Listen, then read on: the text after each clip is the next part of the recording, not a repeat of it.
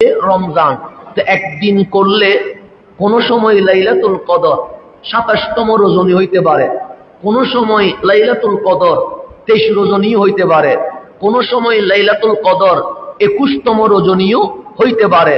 তা আমরা করি কয়দিন? একদিন।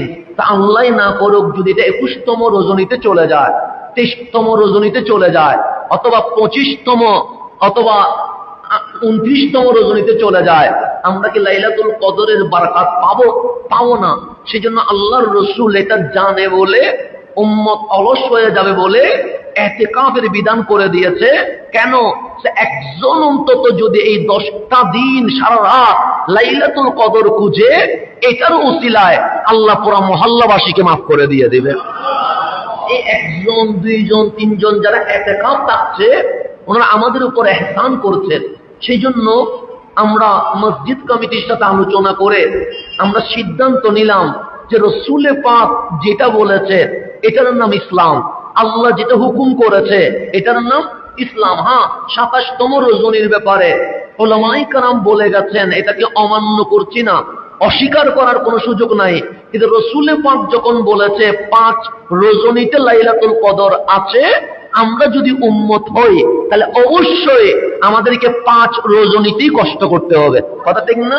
সেই জন্য আল্লাহ তাবারক ওয়া তাআলার বড় দয়া, এই সুন্নতটা যে লাইলাতুল কদর 5 রাতে কি করা, অন্বেষণ করা, তালাশ করা, এই সুন্নত দুনিয়া থেকে মুছে যাচ্ছিল, সোনার বাংলাদেশ থেকে মুছে যাচ্ছিল। রব্বে করিম আমাদেরকে হয়তো পছন্দ করছে, আল্লাহর হাবিবের সুন্নত আল্লাহ তাবারক ওয়া তাআলা আমাদের মাঝেই বাস্তবায়ন করে দিয়েছেন। কারণ এই সময়টা হচ্ছে ফিতনার সময়। আপনি ডানে দেখলে ফিতনা, বামে দেখলে ফিতনা, সামনে পিছনে ফিতনা। এই রমজান মাসে শয়তান বন্দী হয়ে যায়, কিন্তু জেনা, দর্শন, ব্যভিচার কি কমতেছে? না। দুর্নীতি, চাঁদাবাজি এগুলো কমতেছে না। অথচ রমজান মাস ইবাদতের মাস, যেখানে আমাদের দেখা দরকার ছিল যে আল কোরআনের গবেষণা হচ্ছে, যেখানে আমাদের দেখা দরকার ছিল দয়াল নবীর উপর সালাত সালাম হচ্ছে, যেখানে আমাদের দেখা দরকার ছিল মাহে রমজান উপলক্ষে জিনিসপত্রের দাম কমে যাচ্ছে, যেখানে আমাদের দেখা দরকার ছিল যারা লুটতারাজ করে, চাঁদাবাজি করে, দুর্নীতি করে তারা তওবা করতেছে, যেখানে আমাদের দেখার দরকার ছিল এই মাহে রমজান আসার কারণে নারীদের অধিকার পাচ্ছে, এটা দেখার দরকার ছিল। কিন্তু পবিত্র মাস, কোরআনের মাস, আল্লাহর মাসে আমরা কি দেখতেছি? জেনাও বেড়ে গেছে, মারামারিও বেড়ে গেছে, রক্তপাতও বেড়ে গেছে। কারণ আল্লাহর রাসূল বলেছে ফিতনা এত বেশি বাড়বে, তুমি হাতে জ্বলন্ত আগুনের কয়লা নিতে পারবা কিন্তু বুকে ঈমান রাখতে পারবা না। এই সময়টা আমরা এসে গেছে। আল্লাহর রাসূল ইরশাদ করেছেন এই সময়, যেটা ফিতনার সময় চলছে, কিয়ামতের সময় চলছে, হানাদারির সময় চলছে, এই সময়ে একটা মরা সুন্নত যেটা মুছে গেছে দুনিয়া থেকে, এটা যদি আমি নবীর কোন উম্মত জিন্দা করে, আমি নবী বলে গেলাম, এক সুন্নতের বিনিময়ে আমার আল্লাহ 100 শহীদের সওয়াব দিয়ে দিবে। একটা শহীদ হওয়া কত বড় জিনিস! একটা সুন্নত যেটা মুছে গেছে, এটা যদি আমরা জিন্দা করতে পারি, এস্টাবলিশ করতে পারি, সমাজে যদি বাস্তবায়ন করতে পারে, একজন শহীদ না, 100 জন শহীদ হইলে যেই সওয়াব আল্লাহ 100 জন শহীদের আমলনামায় দিবে, আমার রব্বুল আলামিন এই দয়াল নবীর একটা সুন্নাহ বাস্তবায়ন করার কারণে 100 শহীদের সমস্ত সওয়াব আমাদের আমলনামায় দিয়ে দিবে। এমন একটা বরকতময় আমরা মাহফিলে বসে আছি। রব্বুল আলামিন এই সুন্নাহটা যেন আমাদের মাধ্যমে কন্টিনিউ করার সুযোগ দান করেন।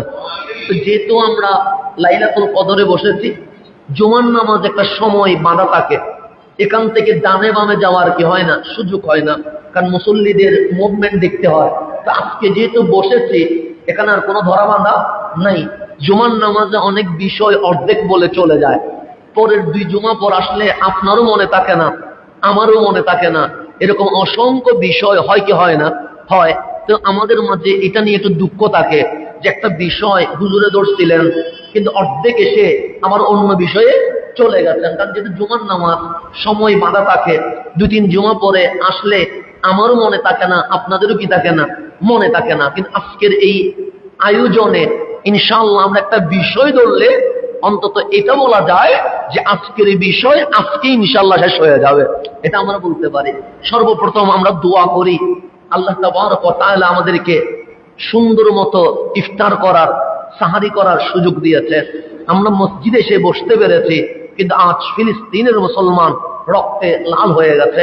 মসজিদে আকসা মুসলমানের রক্তে দেওয়ালগুলো লাল হয়ে গেছে। আমরা আজ আল্লাহর ঘর মসজিদে বসে দোয়া করছি, আল্লাহ যেন ফিলিস্তিনের মুসলমানকে রক্ষা করেন, আল্লাহ যেন মসজিদে আকসাকে হেফাজত করেন। কারণ ফিলিস্তিন দিয়ে ইসলামের বিজয় আসবে, ইমাম মাহাদির নেতৃত্ব ফিলিস্তিন থেকে শুরু হবে। এটা বড় পবিত্রতম জায়গা, যেখানে প্রায় 90,000-এর অধিক নবী রাসূল নামাজ পড়েছেন, অবস্থান করেছেন। আপনার নবী মেরাজে যাবে, আল্লাহ তাবারক ওয়া তাআলা আপনার নবীকে মসজিদে হেরাম থেকে আপনার নবীকে মসজিদে আকসায় নিয়ে এসেছে। চাইলে মসজিদে হেরাম থেকে ডাইরেক্ট কোথায় নিতে পারতেন, উপরে নিতে পারতেন, কিন্তু নেন নাই।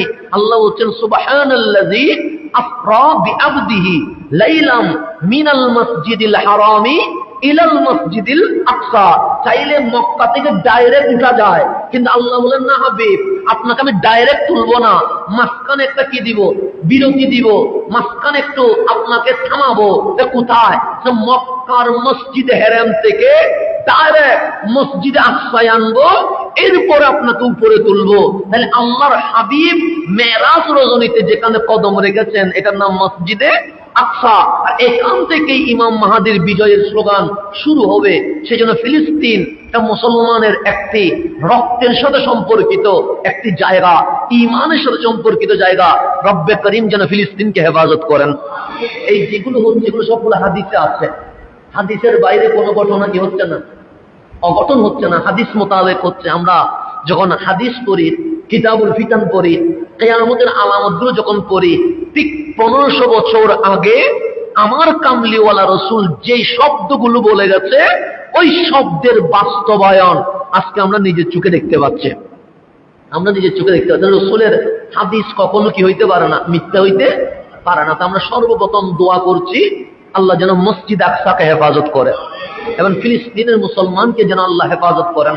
কারণ আমাদের তো সামর্থ্য নাই যে আমরা ফিলিস্তিনে গিয়ে যুদ্ধ করব, যেহেতু আমরা চাইলে কি যেতে পারতেছি না। তো যদি পারতাম তাহলে আমরা চলে যাইতাম, কিন্তু যেহেতু অনেক নিয়ম কানুনের ভিতরে আমরা বন্ধ আছি, দোয়া করা ছাড়া আমাদের আর কোনো উপায় নাই। তবে জিহাদ মানে যায়া ওখানে না পারলেও এখানেও জিহাদ করা যায়। আপনি বললেন হুজুর কেমনে জিহাদ করব? ফিলিস্তিনি যত পণ্য আছে এগুলো বয়কট করে দেন, এগুলো আমরা কিনবো না, এটাও একটা জিহাদ হয়ে যাবে। আমাদেরও আল্লাহ তাবারক ওয়া তাআলা সিস্টেম রাখছে। ফিলিস্তিনের পক্ষে হয়ে ইসরায়েলের যত পণ্য আছে এগুলো আমরা কি করে দিব?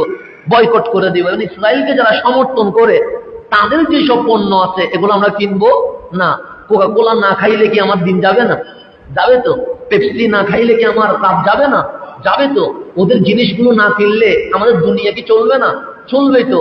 তা আপনি ফিলিস্তিনের মুসলমানের ভাইদের মোহাব্বতে বাংলাদেশ থেকে যদি বললাম আমি এই জিহাদ করলাম, এই ইসরায়েলের পণ্য নিব না, তাদেরকে যারা সমর্থন করবে তাদের পণ্য নিব না, এটাও আপনার জন্য একটা জিহাদ হয়ে যাবে।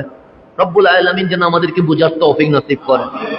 আজকের আলোচনা যেটা আমি আজকের রাতে এবং 25শে রমজানের রাতে আমি আসবো, 24শে রমজান 25 রাত আমি 2 রাতে থাকবো, আজকে এবং মঙ্গলবার রাত্রে থাকবো। 2টা রাতকে সামনে নিয়ে আমরা 2টা বিষয় সাজিয়েছি। যেমন আজকের বিষয় হচ্ছে যেটা আমরা সবাই বন্দরে আছি। বন্দরটা হচ্ছে মূল জায়গা যেখান থেকে বাংলাদেশ চলে। বন্দর বন্ধ হয়ে গেলে বাংলাদেশ কি হয়ে যাবে? বন্ধ হয়ে যাবে। বন্দর চালু হইলে বাংলাদেশ কি হবে? চালু হবে। এক বন্দর বন্ধ হয়ে গেলে বাংলাদেশ শেষ। আবার এক বন্দর ঠিক থাকলে সমস্ত বাংলাদেশ কি আছে? ঠিক আছে। তাহলে ব্যবসার মূল কেন্দ্র চট্টগ্রাম, আর চট্টগ্রামের মূল কেন্দ্র হচ্ছে কি? বন্দর। কথা ঠিক না? তা আপনাদের সাথে ব্যবসা শব্দের সাথে ভালো একটা পরিচিতি আছে না নাই? আছে। যেহেতু বন্দর এরিয়াতে আপনারা থাকেন, ব্যবসায় লস হলে আমি লসে পড়ে যাই, ব্যবসায় লাভ হলে আমি লাভে পড়ে যাই। তো ব্যবসা করতে গেলে অনেক সিস্টেম আছে না নাই? আছে। যেমন বন্দর ব্যবসা যদি বিদেশের সাথে করেন, মাঝখানে বায়ার লাগবে, বায়ারের মাধ্যমে কি করতে হবে, ডিল করতে হবে। আর ব্যবসায় মাঝে মাঝে লাভ হয়, আর মাঝে মাঝে এমন লস হয় বিটা বাড়িও কি হয়ে যায়, বিক্রি করে দিতে হয়। এরকম হয় কি হয় না? হয়। তাহলে ব্যবসাটা সুন্নাত। এবং ব্যবসা করে না এমন কোন মানুষ নাই। যদি মানুষ কৃষকে কি ব্যবসা করে? হ্যাঁ, কৃষকে ব্যবসা করে। কেন? কৃষি ফলাদি ওঠার পর এটা বিক্রি করে, এটার নাম কি? ব্যবসা। এখন আমাদের সেক্রেটারি মহোদয় বলবে আমি তো জব করি, এটা কি ব্যবসা? হ্যাঁ, ওনাকে যে চাকরি দিচ্ছে, চাকরির বেতন যেটা হচ্ছে, এটা ব্যবসার লাভ্যাংশ থেকে ওনাকে কি দেওয়া হচ্ছে? চাকরি দেওয়া, ব্যবসার বেতন দেওয়া হচ্ছে, স্যালারি দেওয়া হচ্ছে। প্রত্যেক চাকরিজীবীও এক একজন কি ব্যবসায়ী। এভাবে করে মানুষ সবাই ব্যবসার সাথে সম্পর্কিত বিদায় আমার নবী আত্তিজারা, ব্যবসা করা, বিজনেস করা, এটাকে সুন্নত বানিয়ে দিয়েছেন। একটা ব্যবসা হচ্ছে দুনিয়া, একটা ব্যবসা কিসের? দুনিয়া। এখন আল্লাহ কোরআনে বলছে সূরা আস-সাফের মধ্যে, ইয়া আইয়ুহাল্লাযীনা আমানু। এখানে দিল হচ্ছে শুধু মুমিনের জন্য। আমানু মানে যাদের বুকে কি আছে? ঈমান আছে। কোরআনে যখন বলবে ইয়া আইয়ুহান নাস, তখন সমস্ত মানব জাতি। যখন বলবে ইয়া আইয়ুহাল কাফিরুন, সেখানে শুধু কাফের ছাড়া আর কিছু নাই। যখন বলবে ইয়া আহলাল কিতাব, এখানে ইহুদি খ্রিস্টান ছাড়া আর কিছুই নাই। যখন বলবে ইয়া আইয়ুহাল্লাযীনা আমানু, তখন মুমিন ছাড়া আর কেউ নাই। তাহলে আজকের যে মাহফিলের ডিল আমি করতেছি না, করতেছেন কে? আল্লাহ। তো ডিলের প্রথম শর্ত হচ্ছে তুমি শুধু মানুষ হইলে হবে না, তুমি হিন্দু বৌদ্ধ চাকমা নাস্তিক হইলে হবে না, তুমি ইহুদি খ্রিস্টান হইলে হবে না। ইয়া আইয়ুহাল্লাযীনা আমানু, তোমার ধর্ম যদি ইসলাম হয়, তোমার বুকে যদি ঈমান থাকে, আমি আল্লাহ আজকে এই পৃথিবীর মুমিনের সাথে একটা চুক্তি করব। এই আল্লাহর চুক্তিটা কিরকম? হাল আদুল্লুকুম আলা তিজারাতিন, হাল আদুল্লুকুম, আমি আল্লাহকে তোমাদেরকে সন্ধান দিব, জানিয়ে দিব। আমি আল্লাহকে তোমাদেরকে বলবো। মওলা কি বলবে? আলা তিজারাতিন, একটা ব্যবসার কথা বলবো। মওলা ব্যবসাটা কি? তুনজিকুম মিন আযাবিন আলিম। এই ব্যবসায় কোনো লস নাই, এই ব্যবসায় কোনো ঝুঁকি নাই। এই ব্যবসা যদি তুমি করো, সর্বপ্রথম রেজাল্ট হচ্ছে তুনজিকুম, তোমরা মুক্তি পেয়ে যাবা, মিন আযাবিন আলিম, জাহান্নামের আগুন থেকে, জাহান্নামের শাস্তি থেকে। আল্লাহ বলে এমন একটা ব্যবসার কথা কি তোমাদেরকে বলবো, যেই ব্যবসা তোমরা যদি আমার সাথে করো, আমি আল্লাহ রেজাল্ট হিসেবে তোমাদেরকে জাহান্নামের শাস্তি থেকে মুক্তি দিয়ে দিব। তাহলে ব্যবসা দামি না অদামি? দামি। আল্লাহ হাল আদুল্লুকুম, আমি কি তোমাদেরকে জানিয়ে দিব? কে বলতেছে? আল্লাহ প্রশ্ন করতেছেন। ব্যবসা করা এক পক্ষে ব্যবসা হয় না, ব্যবসা কয় পক্ষে? দুই পক্ষে লাগবে না? আপনি দোকানও ব্যবসা করলে কেউ কিনতে হবে, কেউ বেচতে হবে। তাহলে পক্ষ কয়টা? দুইটা। আপনি যদি বিদেশেও ব্যবসা করেন, আপনাকে বিদেশ থেকে ইম্পোর্ট করতে হবে, আপনি কিনতে হবে, বেচতে হবে। তাহলে পক্ষ কয়টা? দুইটা। এখন আল্লাহ নিজ থেকে ডিল করছে, মাঝখানে কোনো বায়ার নাই, মাঝখানে কোনো মাধ্যম নাই। আল্লাহকে ডাইরেক্ট ইয়া আইয়ুহাল্লাযীনা আমানু, হে ঈমানদার শোনো, হাল আদুল্লুকুম আলা তিজারা, আমার সাথে কি এমন একটা ব্যবসা করবা? মালিক ব্যবসাটা কি? তুনজিকুম মিন আযাবিন আলিম, যে ব্যবসা করলে তুমি জাহান্নামের শাস্তি থেকে মুক্ত হয়ে যাবে। আল্লাহ সর্বপ্রথম আপনার অ্যাকশন চাচ্ছে। আপনি আল্লাহর প্রশ্নের উত্তরে কি বলছেন? আল্লাহ চাচ্ছে না, আল্লাহ আপনাকে জিজ্ঞেস করছে ওই ব্যবসার কথা বলবো, যেই ব্যবসা করলে তুমি জাহান্নাম থেকে কি পেয়ে যাবে? মুক্তি পেয়ে যাবে। আপনি কি বলবেন আল্লাহরে? অবশ্যই বলেন। এখন আমাদের ব্যবসার ডিল চলতেছে কার সাথে? আল্লাহর সাথে। এখন ব্যবসা চুক্তিপত্র দিচ্ছে কে? আল্লাহ। মাঝখানে বায়ার নাই, মাঝখানে কোনো মাধ্যম নাই। এখন আল্লাহরে জিজ্ঞেস করেন, মালিক ব্যবসার কথা তো বললেন, এই ব্যবসা করলে লাভ কি? লাভ ছাড়া কি আপনি ব্যবসা করবেন?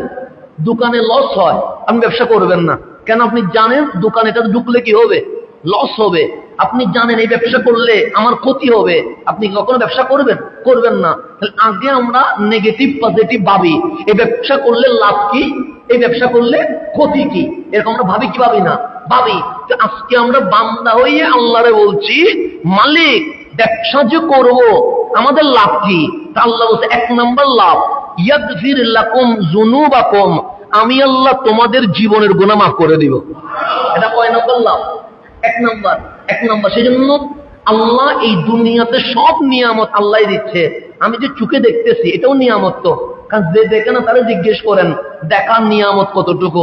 আমার 32 দাঁত আছে, সেজন্য আমি দাঁতের মর্যাদা বুঝি না। আর যার দাঁতের ব্যথা উঠে সে জানে যন্ত্রণা কারে কয়, কথা ঠিক না? তো সেজন্য নিয়ামত গুলো কার? আল্লাহ। আমি চোখে দেখি, নিয়ামত আল্লাহ। আমি কানে শুনি, নিয়ামত আল্লাহ। আমি নামাজ পড়ি, সওয়াব হয়, নিয়ামত দিয়েছেন কে? আল্লাহ। আমরা যে মসজিদে আসলাম, কবুল করছে কে? আল্লাহ। কবুল না করলে কি আপনি আসতে পারবেন না? না, এই কপাল এটা অনেক দামি কপাল। এটা সিজদায় যে যাবে, যাত্রার কপাল সিজদায় যাবে না। আল্লাহ যার কপাল পছন্দ করবে তার কপাল মাটিতে গিয়ে জিহ্বা সুবহান রাব্বিয়াল আলা বলবে, এছাড়া হবে না। আল্লাহ যারা পছন্দ করবে না, যে হাজার চেষ্টা করলেও আসতে পারবে না। সেজন্য আপনি চেষ্টা করলে কোটিপতি হইতে পারবেন, রাতভর পড়লে ডাক্তার, ইঞ্জিনিয়ার, অ্যাডভোকেট এগুলো হইতে পারবেন। আপনি যদি চেষ্টা করেন এমপি, মন্ত্রী হইতে পারবেন। কিন্তু আপনি নিজে চেষ্টা করলে আমার নবীর উম্মত হইতে পারবেন না। কেন? আল্লাহ বলছেন ওয়াকাযালিকা জাআলনাকুম উম্মাতাও ওয়াসাতা। চাইলে ডাক্তার হওয়া যায়, চাইলে কোটিপতি হওয়া যায়, চাইলে মন্ত্রী হওয়া যায়, কিন্তু চাইলে নবীর উম্মত হওয়া যায় না। আল্লাহ বলছে কত ভাগ্যবান তোমরা। ওয়াকাযালিকা জাআলনাকুম উম্মাতাও ওয়াসাতা।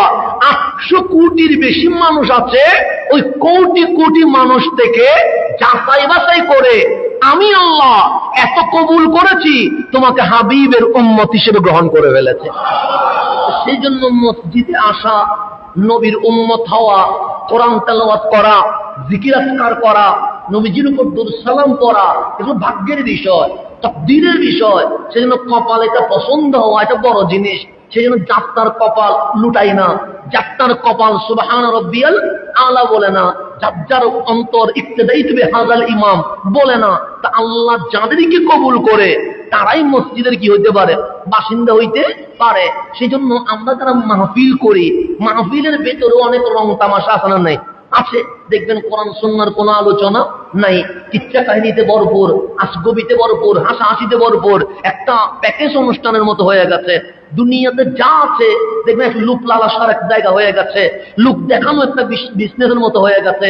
মাহফিল বলেন, দুনিয়াতে নাটক, সিনেমা বলেন, সবগুলোর মধ্যে হেদায়ত, সিনেমা, নাটক এগুলো তো নাই, এগুলো তো গুনার কাজ। এখন মাহফিলও মাঝে মাঝে কি হয়ে যাচ্ছে? গুনার কাজ হয়ে যাচ্ছে। কেন? আমি মাহফিলে বসে মিথ্যা বললে গুনাহ হবে না? হবে তো। আমি আসববি কিচ্ছা বললে গুনাহ হবে না? হবে তো। আমি মাহফিলে এসে রং তামাশা করলে গুনাহ হবে না? হবে তো। কেন? কারণ এগুলোকে আমরা ইসলাম থেকে দূরে সরে গেছি, হেদায়েত শূন্য হয়ে গেছে। সেই জন্য দেখবেন যেখানে কোরআন সুন্নাহর ঠিক আলোচনা হয় সেখানে মানুষের উপস্থিতি কম হয়। কেন? কারণ ওই যে কবুল করেন কে? আল্লাহ। আল্লাহ যারা অ্যাকসেপ্ট করবে সে আসবে, আল্লাহ যারা অ্যাকসেপ্ট করবে না সে কখনো আসতে পারবে না। সেজন্য যারা এই যে ব্যবসা কথা বলছিলাম, আপনি নামাজ পড়া এটাও নিয়ামত, আপনি রোজা রাখতে পারা এটাও তো নিয়ামত। অনেকে হসপিটালের বিছানায় শুয়ে আছে, রোজা রাখতে পারছে না। তো আপনি যা করেন, সালাম দিলে সওয়াব হয়, নামাজ পড়লে সওয়াব হয়, মসজিদে আসলে সওয়াব হয়, আপনি রোজা রাখলে সওয়াব হয়, কোরআন পড়লে সওয়াব হয়, জিকির করলে সওয়াব হয়, মাহফিল শুনলে সওয়াব হয়। সওয়াব যত ভালো আমল আছে সব ভালো আমলে সওয়াব আছে না নাই? আছে। যেমন আপনি যদি ঘুমাবেন, ঘুমটা আমার জন্য উপকারী, ঘুমটা আপনার জন্য উপকারী, এটাকে অন্য কারোর জন্য উপকারী হবে না। কিন্তু ঘুমানোর যাইতে আপনি যখন নিয়ত করলেন মালিক আমি ঘুমাইতে যাচ্ছি, কেন যাচ্ছি জানেন? তা আল্লাহ একটা প্রশ্ন থাকবে, বান্দা কেন ঘুমাইতে যাচ্ছিস? কি ঘুম পাচ্ছে তোর? না মালিক আমি ঘুমাচ্ছি এই কারণে, আজকে সারাদিন পরিশ্রমের কারণে শরীর আমার ক্লান্ত হয়ে গেছে, ক্লান্ত শরীর আর সামনের দিকে যাচ্ছে না, আমি এই কারণে ঘুমাচ্ছি। আমার ঘুম যখন 6 ঘন্টা হয়ে যাবে শরীরে একটা শক্তি আসবে, পাওয়ার আসবে। এই শক্তি দিয়ে আমি জুলুম করব না, গালি দিব না, মারব না। আমি মসজিদে এসে তোমার জিকিরে ব্যস্ত হব, নামাজ পড়বো, রোজা রাখবো। আপনার 6 ঘন্টা ঘুম মালিকের দরবারে ইবাদত হিসেবে কবুল হয়ে যাবে। মুসলমানের ঘুমটাও কি ইবাদত। আপনি দোকানদারি করছেন, নিয়ত করলেন কি আমি মাফে কম দিব না, আমি মানুষের উপর জুলুম করব না। তো আমি যে ব্যবসা করলাম এটার মাধ্যমে কি মালিক আমি নিজেও খাবো, আমার ঘরে ওয়াইফ আছে, মা আছে, বাবা আছে, সন্তান আছে, তাদেরকেও খাওয়াবো। কেন? খাওয়ার কারণে শক্তি একটা আসবে, পাওয়ার আসবে। ওই শক্তি আসার পর আমরা আলহামদুলিল্লাহ বলে তোমার শুকরিয়া আদায় করব। দেখবেন আপনার ওই বিজনেসটা একটা ইবাদত হয়ে যাবে। মুসলমানের চাল চলন সবগুলো কি ইবাদত। আপনি রাস্তায় হাঁটছেন, আমরা স্বাভাবিক রাস্তায় হাঁটি না? হাঁটিতে আপনি জানালা দিয়ে দেখেন রাস্তায় অনেক মানুষ আছে না? নাই আছে। আপনি যখন রাস্তায় হাঁটবেন আপনি রাসূলে পাকের সুন্নাহ দেখবেন, আমার নবী কিভাবে হাঁটতেন। আপনি যখন হাঁটার সময় আপনার চেহারা উপরের দিকে না, বুক ফোলায়া না, চেহারা কোন দিকে? নিচের দিকে। কেন? আমার নবী হাঁটার সময় ডানে বামে নয়, চেহারা কোন দিকে থাকতেন? নিচের দিকে থাকতেন। বাজারের সময় কম দিতেন, কারণ বাজার জিনিসটা ভালো না। তো বাজারের সময় কি দেওয়া? কম দেওয়া। মানে রাস্তাঘাটে দাঁড়িয়ে না থাকা, মসজিদে চলে আসা। যখন আপনি হাঁটবেন, হাঁটার মাঝে যখন আপনি দেখলেন মুরব্বী বয়স্ক মানুষ, সালাম দিলেন, ভালো কথা বললেন, আপনার হাঁটাটাও কি হয়ে যাবে? ইবাদত হয়ে যাবে। ইবাদতের মাধ্যমে সওয়াব মিলে। নামাজ পড়লে সওয়াব, রোজা রাখলে সওয়াব, জিকির করলে সওয়াব। তো এই সব কিছুর নিয়ামত কার? আল্লাহর। সূর্যের আলো গ্রহণ করছি, এটাও আল্লাহর নিয়ামত। চাঁদের আলো গ্রহণ করছি, এটাও আল্লাহর নিয়ামত। গাছ থেকে অক্সিজেন নিচ্ছি, এটাও আল্লাহর নিয়ামত। এই দুনিয়ায় যতদূর আমরা চলছি সবগুলো নিয়ামত কার? আল্লাহর। কিন্তু সবচেয়ে বড় নিয়ামত হচ্ছে আল্লাহ যদি আমাদের জীবনের গুনাহ মাফ করে দেয়। এটার চেয়ে বড় নিয়ামত আর কিছু নাই। কারণ নামাজ কবুল হইতেও পারে, নাও হইতে পারে। আমি কি গ্যারান্টি দিতে পারবো যে আমার নামাজ কবুল হইছে? আমি রোজা রাখছি, তবে আশা আছে আমার রোজা আল্লাহ কি করবে? কবুল করবে। কিন্তু আমি 100% গ্যারান্টি দিয়ে বলতে পারবো না আমার রোজা কি হয়ে গেছে, কবুল হয়ে গেছে। আমি তারাবি পড়ছি, আমার আশা আছে আমার আল্লাহ এটাকে আমাকে নিরাশ করবে না, কবুল করবে। কিন্তু আমি 100% গ্যারান্টি দিতে পারবো না যে আমার তারাবি কি হয়ে গেছে, কবুল হয়ে গেছে। সমস্ত কিছু সওয়াবের কাজ। কিন্তু এক নাম্বার যেটা নিয়ামত, সেটা হচ্ছে আল্লাহ যদি জীবনের গুনাহ কি করে দেয়, মাফ করে দেয়। আল্লাহ বলছে এই ব্যবসা যদি তুমি আমার সাথে করো, এক নাম্বার যেটা লাভ হবে, ইয়াগফির লাকুম যুনুবাকুম, আমি তোমাদের জীবনের গুনাহ মাফ করে দিয়ে দেব।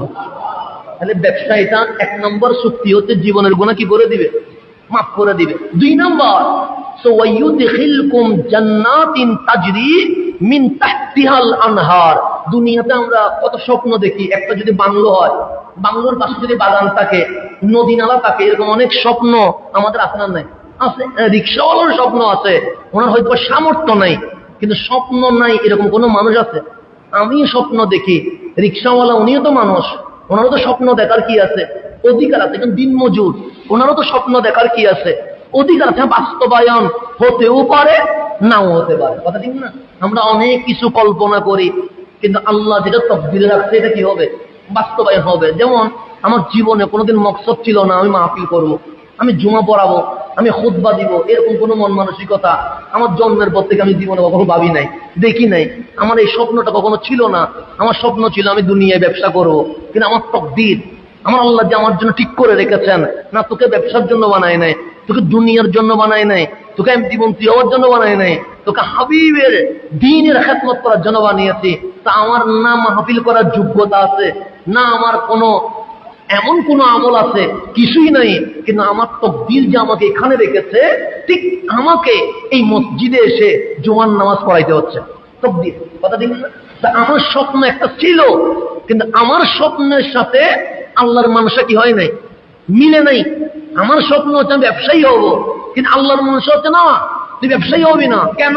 তোর বাবা খেদমত করছে কোথায়, তোর বাবা খেদমত কোন জায়গায় করছে, আর তোর বাবার জায়গা থেকে তুই সরে গিয়ে দুনিয়ার কাজ করবি, এটা হইতে পারে না। তা আল্লাহর মানসা হচ্ছে তুমি ইসলামের জন্য কাজ করবা, তুমি হাবিবুল্লাহর প্রেমের জন্য কাজ করবা, এটা হচ্ছে আল্লাহর মানসা। আর আমার মানসা ছিল আমি কি হব, ব্যবসায়ী হব, বিল্ডিং করব, গাড়ি করব, হেলিকপ্টার বানাবো, বিমানে চড়বো, এটা হচ্ছে আমার স্বপ্ন। তা আমার স্বপ্নের সাথে যখন আল্লাহর স্বপ্ন মিলে নাই, আমারটা বাস্তবায়ন হবে না আল্লাহটা বাস্তবায়ন হবে? আল্লাহটা বাস্তবায়ন হবে। আমার তো শেষ, আমার মালিক যেটা চেয়েছে সেটাই কি হয়েছে, বাস্তবায়ন হয়েছে। আপনি যদি স্বপ্ন দেখেন আল্লাহর মানসার সাথে যদি মিলে যায়, সেটাই বাস্তবায়ন হয়। আর আমার স্বপ্নের সাথে আল্লাহর মানসা যদি না মিলে, আল্লাহ যেটা চায় সেটাই কি হয়, বাস্তবায়ন হয়। সেজন্য রাগ করার কোনো সুযোগ নাই। কেন? আমি যা ভালো মনে করি সেটা ভালো নাও হতে পারে, কিন্তু আমার মালিক যেটা ভালো মনে করে এটার চেয়ে ভালো এই দুনিয়ায় আর কিছু হইতে পারে না। সেজন্য যাই হবে বলবেন আলহামদুলিল্লাহ, যাই হবে বলবেন কি আলহামদুলিল্লাহ। দুনিয়াতে অসুখ হওয়া এটাও নিয়ামত। আমি ওষুধটা কিরকম, হসপিটালে যেতে হয়, মেডিকেলে ভর্তি হইতে হয়। আল্লাহ বলে দুনিয়ার কষ্টের মধ্য দিয়ে আমি তোমাকে হাসরের কষ্ট লাঘব করে অচিরেই জান্নাতুল ফেরদৌসে ঢুকাইয়া দিয়ে দেব। তা দুনিয়াতে কষ্ট হইলে সবর ধরবেন, আলহামদুলিল্লাহ বলবেন। সেই জন্য সবচেয়ে বেশি কষ্ট এই জমিনে করছেন নবী রাসূলরা, ওনাদের চেয়ে বেশি কষ্ট এই জমিন আর কেউ করে না। আপনি খলিলুল্লাহর জীবনী পড়েন, ওনার চেয়ে বেশি কষ্ট কেউ করে নাই। আপনি কালিমুল্লাহর জীবনী পড়েন, ওনার চেয়ে বেশি কষ্ট আর কেউ করে নাই। আপনি রুহুল্লাহর জীবনী পড়েন, ওনার চেয়ে বেশি কষ্ট আর কেউ করে নাই। আপনি দাউদ আলাইহিস সালামের জীবনী পড়েন, ওনার চেয়ে বেশি কষ্ট আর কেউ করে নাই। আপনি আইয়ুব আলাইহিস সালামের জীবনী পড়েন, ওনার চেয়ে বেশি কষ্ট আর কেউ করে নাই। আর নবী রাসূলের মাঝে সবচেয়ে বেশি কষ্ট যিনি করেছেন উনি আপনার নবী, আমার নবী রহমতুল লিল আলামিন। নিজেও সব দিয়েছেন, আবার কারবালার জমিনে নিজের আওলাদও সব দিয়ে দিয়েছেন। ওনার চেয়ে বেশি কষ্ট এই জমিন আর কেউ করেন। এখানে আল্লাহর যিনি বেশি আপন হয় ওনাকে পরীক্ষা দিতে হয়, আমাদের কোনো পরীক্ষা হয় না। কেন? আমরা ওই পর্যায়ে পৌঁছি নাই যে পর্যায়ে পৌঁছলে আমাকে কি দিতে হয়, পরীক্ষা দিতে হয়। সেজন্য আপন হওয়া একটা কঠিন জিনিস। তা আল্লাহ বলছে ব্যবসা করবানি, আমরা বললাম করবো। তো মালিক বলছে 1 নাম্বার হচ্ছে আমার সাথে ব্যবসা করলে আমি তোমার জীবনের গুনাহ মাফ করে দেব। 2 নাম্বার, তুমি দুনিয়াতে স্বপ্ন দেখছো একটা বাংলো হবে, বাগান থাকবে, নদী নালা থাকবে, কত সুন্দর করে তোমার জীবন এনজয় হবে। কিন্তু 10 বছর পর শেষ হয়ে যাবে, 20 বছর পর শেষ হয়ে যাবে। কারণ কবরে চলে গেলে আমার বিল্ডিং থাকবে কিন্তু আমি তো এনজয় করতে পারবো না। তা আল্লাহ বলছে ওয়ায়ুদখিলকুম জান্নাতিন তাজরি মিন তাহতিহাল আনহার, তুমি মরতে দেরি আমি তোমাকে এমন জান্নাত দিব যেটা তলদেশে নদী বহমান হয়ে আছে। তো মালিক শুধু জান্নাত দিবেন? আল্লাহ বলছেন না, তোমার ব্যবসায় 3 নাম্বার একটা লাভ আছে। মালিক সেটা লাভ কি? সো মাসাকিনা তাইয়িবাতান ফি জান্নাতি আদনিন, চিরস্থায়ী জান্নাতে আমি আল্লাহ ওয়া মাসাকিনা তাইয়িবা, তোমার জন্য একটা সুন্দর বাংলো, তোমার জন্য উত্তম আবাস আমি আল্লাহ নিজেই বানিয়ে দিয়ে দিব। আল্লাহ যদি বান্দার জন্য বাংলো বানায় এটা কি দুনিয়ার মতো হবে না এর চেয়ে সুন্দর হবে? তাহলে আমরা যদি আল্লাহর সাথে ব্যবসা করি আমাদের লাভ হবে 4টা। কয়টা লাভ? 1 নাম্বার, জাহান্নামের আগুন থেকে আমরা মুক্তি পাবো। এটা কয় নাম্বার? 1 নাম্বার। 2 নাম্বার, আমাদের জীবনের গুনাহ কি হয়ে যাবে, মাফ হয়ে যাবে। 3 নাম্বার, গ্যারান্টি ওয়ারেন্টি আমরা জান্নাতে যাব। শুধু জান্নাতে যাবো না, ওই জান্নাতের ভেতরে আমি আল্লাহ তোমার জন্য একটা সুন্দর বাংলো বানিয়ে দিয়ে দেব। তোমার স্বপ্ন যেটা দুনিয়ায় দেখছো এর চেয়ে উত্তম একটা জান্নাতে বাসভবন বানাবো, যেটার মতো আর কোনো বাসভবন থাকবে না। তাহলে আল্লাহর সাথে ব্যবসা করে লাভ আছে না নাই? না। আল্লাহ বলছে তোমাদেরকে বলবো ওই ব্যবসার কথা। আমরা বললাম মালিক বলেন না ব্যবসার কথা কি করতে হবে। আল্লাহ বলে আমার সাথে ব্যবসা করলে 2টা জিনিস করতে হবে। কটা জিনিস? বেশি না, 2টা। আপনি এখানে ব্যবসা, বাংলাদেশে ব্যবসা করেন, আপনাকে দোকানে বসলে অন্তত 12 থেকে 14 ঘন্টা দোকানে সময় দিতে হয়, অনেক কাজ করতে হয়। আপনি যদি বন্দরে ব্যবসা করেন আপনাকে দিন রাত কি করতে হয়, পরিশ্রম করতে হয়। আপনি যদি ওই বন্দরের মালগুলো ঢাকা টু চিটাগাং টানেন আপনি কখন ঘুমাবেন এর কোনো কি নেই, ইয়াত্তা নাই। তো আল্লাহ বলছে আমার সাথে যদি ব্যবসা করো তোমার কাজ কয়টা? 2টা। 1 নাম্বার হচ্ছে তুমিনুনা বিল্লাহি ওয়া রাসূলিহি, 1 নাম্বার হচ্ছে আল্লাহ এবং তার রাসূলের উপর ঈমান আনতে হবে। এটা কয় নাম্বার? 1 নাম্বার। ঈমান আনা কি কষ্টের কাজ? তা আমরা যে মসজিদে আসলাম আমরা হিন্দু, বৌদ্ধ, সাকমা নাকি মুসলমান? মুসলমান। এখানে তো কোনো হিন্দু আসে নাই। যদি মাঠে মাহফিল হচ্ছে ওখানে হিন্দু আসতে পারে, নাস্তিক আসতে পারে, বৌদ্ধ আসতে পারে, কিন্তু আমরা বসছি কোথায়? মসজিদে। এখানে কোনো হিন্দু আসার সম্ভাবনা আছে? নাই। নাস্তিক আসার সম্ভাবনা আছে? নাই। এখানে কারা আসছে? যাদের বুকে ঈমান আছে। কথা ঠিক না? তাদেরকে আল্লাহ বলছে ইয়া আইয়ুহাল্লাযীনা আমানু, আল্লাহ তাদেরকে ঈমানদার বলছে। ওই ঈমানদার একটা ব্যবসার কথা বলবো যে ব্যবসা করলে 4টা লাভ হবে। 1, জাহান্নামের আযাব থেকে মুক্তি পাওয়া। 2, জীবনের গুনাহ মাফ হয়ে যাবে। 3, জান্নাতে যাওয়া। শুধু জান্নাতে যাওয়া তা নয়, ওই জান্নাতের ভেতরে আমি আল্লাহ তোমার জন্য চিরস্থায়ী বাংলো বানিয়ে দেব। এই 4টা লাভ হবে, ব্যবসা করবানি। আমরা বললাম মালিক ব্যবসা করলে কি করতে হবে? আল্লাহ তো দুইটা কাজ করতে হবে। এক নাম্বার, তুমিনুনা বিল্লাহি ওয়া রাসূলিহি, আল্লাহ এবং রসুলের উপর ঈমান আনতে হবে। তা আল্লাহ সর্বপ্রথম বলছে হে ঈমানদার। আর দুই নম্বর বলছে ব্যবসা করতে দুইটা কাজ, তার মধ্যে এক নাম্বার আল্লাহ এবং রসুলের উপর ঈমান আনতে হবে। তা আমরা বললাম মালিক এটা কিরকম কথা বললেন? আমরা তো প্রথম থেকে বলেছি লা ইলাহা ইল্লাল্লাহু মুহাম্মাদুর রাসূলুল্লাহ সাল্লাল্লাহু আলাইহি ওয়াসাল্লাম। আমরা তো বলছি আপনি লা শরীক, আমরা তো বলছি উনি রহমাতুল লিল আলামিন। তো ঈমান তো আগে থেকে কি করা নেওয়া আছে। তা আপনি বলছেন প্রথম কাজ তুমিনুনা বিল্লাহি ওয়া রাসূলিহি, আল্লাহ এবং রসুলের উপর ঈমান আনতে হবে। তো এখন আল্লাহ বলছে ঈমান আনতে হবে। তো ঈমান আনতে হবে কারা? যারা আগে ঈমান আনে নাই। হিন্দুরে বলতে হবে ঈমান আনতে হবে, বৌদ্ধরে বলতে হবে ঈমান আনতে হবে, নাস্তিকরে বলতে হবে ঈমান আনতে হবে। মানে আল্লাহ হিন্দুরেও বলে নাই, বৌদ্ধরেও বলে নাই, ইহুদিরও বলে নাই, আমাদেরকে বলছে ঈমান আনতে হবে। তার মানে আমরা যে নিজেকে মুমিন বললাম, আল্লাহর কাছে আমরা মুমিন হইতে পারি নাই। এটাই তো কথা। নাহলে আল্লাহ তো আমাদেরকে বলতেন না, আল্লাহ মানে বেঈমানদের বলতেন তুই ঈমান আন। কিন্তু আমরা ঈমানদার, আল্লাহ আমাদেরকে বলছে ইয়া আইয়ুহাল্লাযীনা আমানু, তোমাদের বুকে ঈমান আছে। কিন্তু এরপর বলছে তুমিনুনা বিল্লাহি ওয়া রাসূলিহি, আল্লাহ এবং রাসূলের উপর ঈমান আনতে হবে। তার মানে আমরা যে ঈমান আনছি, এই ঈমানটা আল্লাহ যেভাবে চেয়েছে ওই রকম হয় নাই। তাহলে ঈমান নবায়ন করতে হবে। ঈমান কি করতে হবে? যেমন এই গ্লাসে পানি আছে না নেই? আচ্ছা, পানি কি পড়ে যাচ্ছে? পড়ছে কেন? কারণ এখানে পানি আছে হাফ। যদি পানিটা যদি একদম টইটম্বুর হইতো তাহলে পানি কি হয়ে যেত? পড়ে যাইতো। তাহলে পানি যেহেতু হালকা আছে, এটা পানি পড়বে না। কেন? গ্লাস যত বড় তার চেয়ে পানি কি আছে? কম আছে। কিন্তু পানি যদি বেশি হয় তাহলে কি হয়ে যাবে? এদিকে পড়বে, এদিকে পড়বে। আমাদের ভেতরে ঈমানের যে নূর আছে, ঠিক গ্লাসের পানি যেরকম অর্ধেক, এটা উতলাইয়া পড়ে না। আপনি যখন আগুনের মধ্যে পানি দিবেন, এটা যখন সিদ্ধ হবে, এটা উতলাইয়া কি হয়ে যাবে? পড়ে যাবে। দুধ যখন সিদ্ধ করেন, এটা উতলাইয়া কি হয়ে যায়? পড়ে যায়। তো ঈমান তো হচ্ছে নূর। ঈমান যার বুকে থাকে এটা গোপন থাকে না। ঈমানের নূরের পাওয়ার এত বেশি যে গোপন রাখতে চাইলেও এটা অটোমেটিক ওপেন হয়ে যায়। মানে পানি গড়াইয়া কি হয়ে যায়। কিন্তু আমাদের বুকে যে ঈমান আছে, ওই ঈমানের পানি দিয়ে আমাদের বুক কি হয় না? ভিজে না। এটা পড়বে কেমনে? তাহলে ঈমানের যে নূর থাকা দরকার, লিমিট থাকা দরকার, এটা আমাদের ভিতরে নাই। এখন ঈমানকে আনবো, যে কিরকম ঈমান আনবো?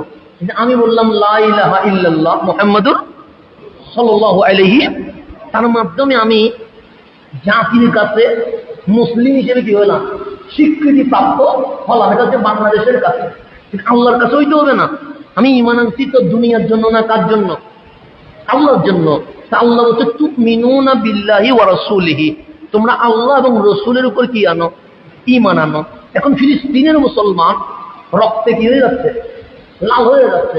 আর আপনি মসজিদে এশারের নামাজ চলছে, এশারের নামাজ না পড়ে শপিং মলে বসে আছে। কথা ঠিক না? তাহলে ও রক্তে লাল, আর আমি কোথায়? শপিং মলের মধ্যে কি করছি? শপিং করছি। এখন আপনি নিজের বুকে হাত দিয়ে বলেন, আপনি যদি মুমিন হইতেন তাহলে ওদের রক্ত দেখে আপনার ভিতরে খাবার যাইত না। কথা ঠিক না? সেই জায়গায় আমি ড্রেস কেনার কি নিজে আছি, প্রতিযোগিতায় আছি। এখন এক একজনের বাজেট শুনলে আমি মনে করছি বাংলাদেশে এখন মানুষের কাছে টাকা নাই। এখন জুতার বাজেট শুনি 1,36,000 টাকা। কিসের বাজেট? জুতার কাপড় না, জুতার বাজেট। এক একজন শপিং মলে গিয়ে অনলাইনের মধ্যে সাক্ষাৎকার দিচ্ছে, 4 জোড়া জুতার বাজেট 1,36,000 টাকা। তাও 4 জোড়া, বেশি না। 4 জোড়া জুতার বাজেট 1,36,000 টাকা। আমি মনে করছি বাংলাদেশের মানুষের কাছে হয়তো টাকা পয়সা কি হয়ে গেছে, এখন দুঃখের মধ্যে আছে। কে বলে দুঃখের মধ্যে আছে? যেই অবস্থা চলছে মনে হচ্ছে টাকার বাজার বসে গেছে। এখানে রাত্রের মধ্যে অনেক জায়গায় দেখবেন খাবারের কি আছে, বিভিন্ন দোকানপাট আছে। আমিও একটাতে গিয়ে দেখে আসলাম, এখানে দাঁড়ানোর জায়গা নেই। দাঁড়ানোর কি নাই? খাবার তো খাবে দূরে, দাঁড়ানোর জায়গা নাই। মানুষের কাছে টাকা নাই এ কথাটা মিথ্যা। টাকা আছে, কিন্তু যেখানে খরচ করা দরকার সেখানে করে না, যেখানে খরচ করা দরকার নয় সেখানে গিয়ে খরচ করে। কথা ঠিক না? তাহলে এখন দেখেন, একদিকে মুসলমান রক্তে লাল হচ্ছে, অন্যদিকে মুসলমান নিজের জীবনের এনজয় নিয়ে, ফুর্তি নিয়ে কি আছে, ব্যস্ত আছে। আমি মুখে বললাম মুমিন, কিন্তু আমি কাজে কি হইতে পারি নাই, মুমিন হইতে পারি নাই। অন্তরে যদি ঈমান থাকে, যদি আপনি সঠিক মুমিন হন, ঈমানটা গোপন থাকে না, এটা কি হয়ে যায়, বের হয়ে যায়, বের হয়ে যায়। সাহাবী রাসূল, রাসূলের পাকের সাহাবীদের দিকে যদি তাকান, যেমন সালমান ফারসি রাদিয়াল্লাহু তাআলা আনহু, উনি আসছেন বিদেশ থেকে, কার কাছে, নবীজির কাছে। শুনছেন মক্কায় আখেরি নবী চলে এসেছেন। সালমান ফারসি দূর থেকে রওনা করছেন, আমার রাসূলকে কি করবেন, দেখবেন।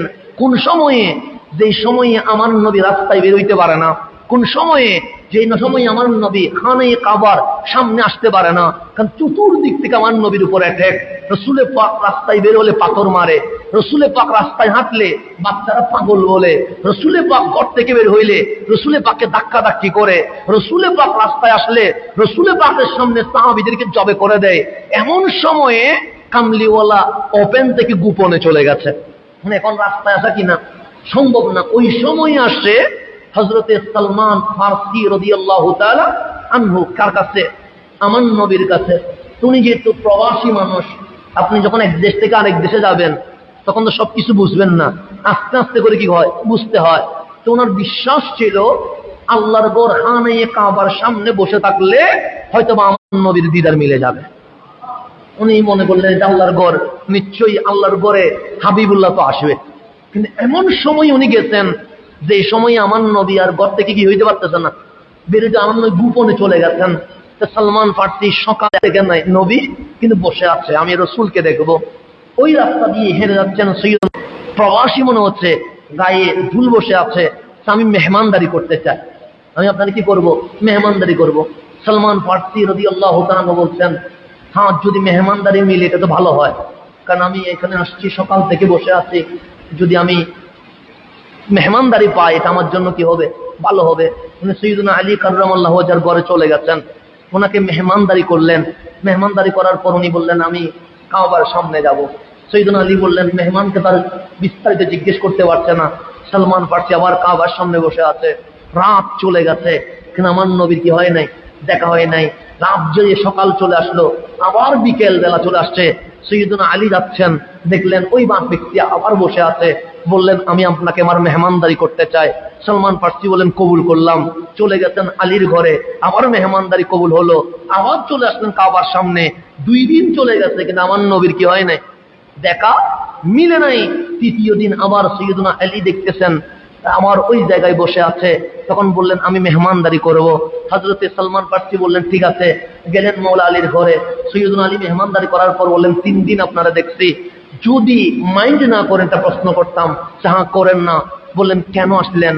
সালমান ফারসি উনি ভয় পাচ্ছিলেন, কারণ আমি বিদেশ থেকে আসছি, কে না কে আমার মেহমানদারি করে, নবীর পক্ষের লোক না বিপক্ষের লোক এটা তো জানি না। বললেন উনি ভয় পাচ্ছে। সাইয়্যিদুনা আলী রাদিয়াল্লাহু তাআলা তাকাফ, ভয় পাইও না, তুমি যেহেতু মেহমান, মেহমানের নিরাপত্তার দায়িত্ব আমি নিলাম, তুমি যা বলবে আমি রাগ করবো না।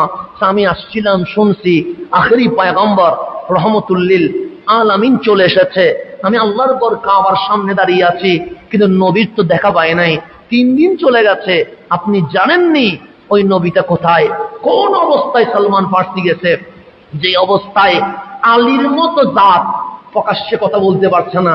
বললেন হ্যাঁ আমি জানি ওই নবী কোথায় আছে, তা আমি সামনে থাকবো, আপনি পিছনে থাকবেন, কারণ আপনাকে আমি বিস্তারিত বলতে পারবো না। দেখবেন 3 রাস্তার একটা মোড় আছে, একটা সোজা চলে গেছে, একটা ডানে চলে গেছে, একটা বামে চলে গেছে। ওই জায়গায় গিয়ে আমি আলী একটা পাথর যেই দিকে নিক্ষেপ করব, মনে করবেন ওই দিকে কিছু দূর গেলে নবী আছে, আর আমি অন্য দিকে চলে যাব, যেন কেউ বুঝতে না পারে আলী আপনারে নবীর দরবারে নিয়ে যাচ্ছে। কোন অবস্থায় চলে যাচ্ছেন দেখেন, কোন অবস্থায়। আমরা তো 90% মুসলমানের দেশে আরাম আয়েশ করছি। সাইয়্যিদুনা আলী বলছেন আমি পাথর যেদিকে মারবো আপনি সেদিকে চলে যাবেন। সাইয়্যিদুনা সালমান ফারসি বললেন ঠিক আছে। মওলা আলী সামনে, সালমান ফারসি পিছনে। যেতে যেতে যখন 3 রাস্তার মোড়ে গেলেন, সাইয়্যিদুনা আলী একটা পাথর নিয়ে ডানে মারলেন, উনি বামে চলে গেছেন। সালমান ফারসি বুঝে গেছে ডানে আছে রহমতুল লিল আলামিন। উনি কত দূর যাওয়ার পরে দেখতে পাচ্ছেন একটা গুহার মধ্যে, পাহাড়ের নিচে 5-6 জন মানুষ নিয়ে দয়াল নবী রহমতুল্লিল আলামিন বসে আছে। আমার নবী দাওয়াতি কাজ করতে কোথায়? পাহাড়ের গুহার ভিতরে। পাহাড়ের গুহার ভিতরে নবীর চেহারা দেখে সালমান ফারসি বুঝে গেছে এটা আখেরি নবী রহমতুল্লিল আলামিন। ভিতরে ঢুকে বলছেন, আর কোনো সন্দেহ নাই আপনি আখেরি নবী, ইমামুল আম্বিয়া, আমার কালিমাটা পড়াইয়া দেন। আমার রসুল বললেন, ঠিক আছে, আপনি যখন এসেছেন আমি আপনাদের কালিমা পড়াই দিলাম। কালিমা পড়ার পর সালমান ফারসি মুসলমান তো হলেন, সাহাবী রসুল তো হলেন। আমার নবী সালমান ফারসিকে বললেন, সালমান, যেহেতু এখন অবস্থা ভালো নয়, মুমিন যেহেতু হয়ে আছেন, গোপন রাখতে হবে, ওপেন করার কোনো সুযোগ নাই। আপনি চলে যান আপনার এলাকায়, আপনার পরিবারকে আপনি গোপনে গোপনে দাওয়াত দিবেন। সর্বপ্রথম বিবিকে দাওয়াত দিবেন, সন্তানকে দাওয়াত দিবেন, মা বাবাকে দাওয়াত দিবেন। এরপর সংখ্যা বাড়লে আস্তে আস্তে করে সবাইরে দাওয়াত দিবেন। আমি বললাম, ইমান যদি বুকে ঢুকে যায়, গোপন থাকেন, এটা কি হয়ে যায়? ওপেন হয়ে যায়। সালমান ফারসিতে ইমান আনলেন, কিন্তু আল্লাহ রসুল বলছে এটা ওপেন করা যাবে না, কারণ অবস্থা তো ভালো নয়। সালমান ফারসি বললেন, ইয়া রাসূলুল্লাহ, ঠিক আছে, আমি গোপন রাখার চেষ্টা করব। আমি বললাম, ইমানের নূরটা এমন নূর যেটা গ্লাস থেকে কি হয়ে যায়, পড়ে যায়। সালমান ফারসি ইমান আনার পরে কামলিওয়ালা রসুল থেকে যখন বিদায় নিচ্ছেন, তখন বললেন একটু কাবার দিকে যায়, কাবা দেখে এরপর বাড়িতে চলে যাব। আসলেন খানায়ে কাবার সামনে, একটু তাওয়াফ করে চলে যাবে, কিন্তু ওই যে ইমান কি থাকে না, গোপন থাকে না।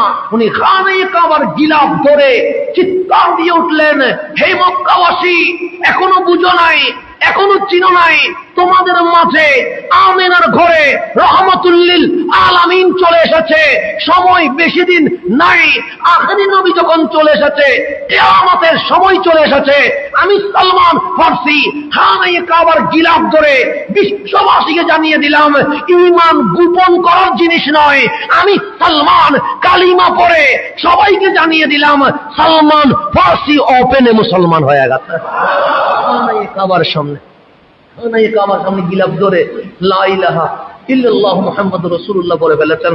কাবার গিলাফ ধরে আছেন, কালিমা পড়তে দেরি আবু জেহেল অ্যাটাক করা শুরু করে দিয়েছে, আবু লাহাব অ্যাটাক করা শুরু করে দিয়েছে, উতবা সাইবা মারতে শুরু করে দিয়েছে। সালমান ফারসি খানায়ে কাবার গিলাফ ধরা অবস্থায় জমিনে পড়ে গেছে।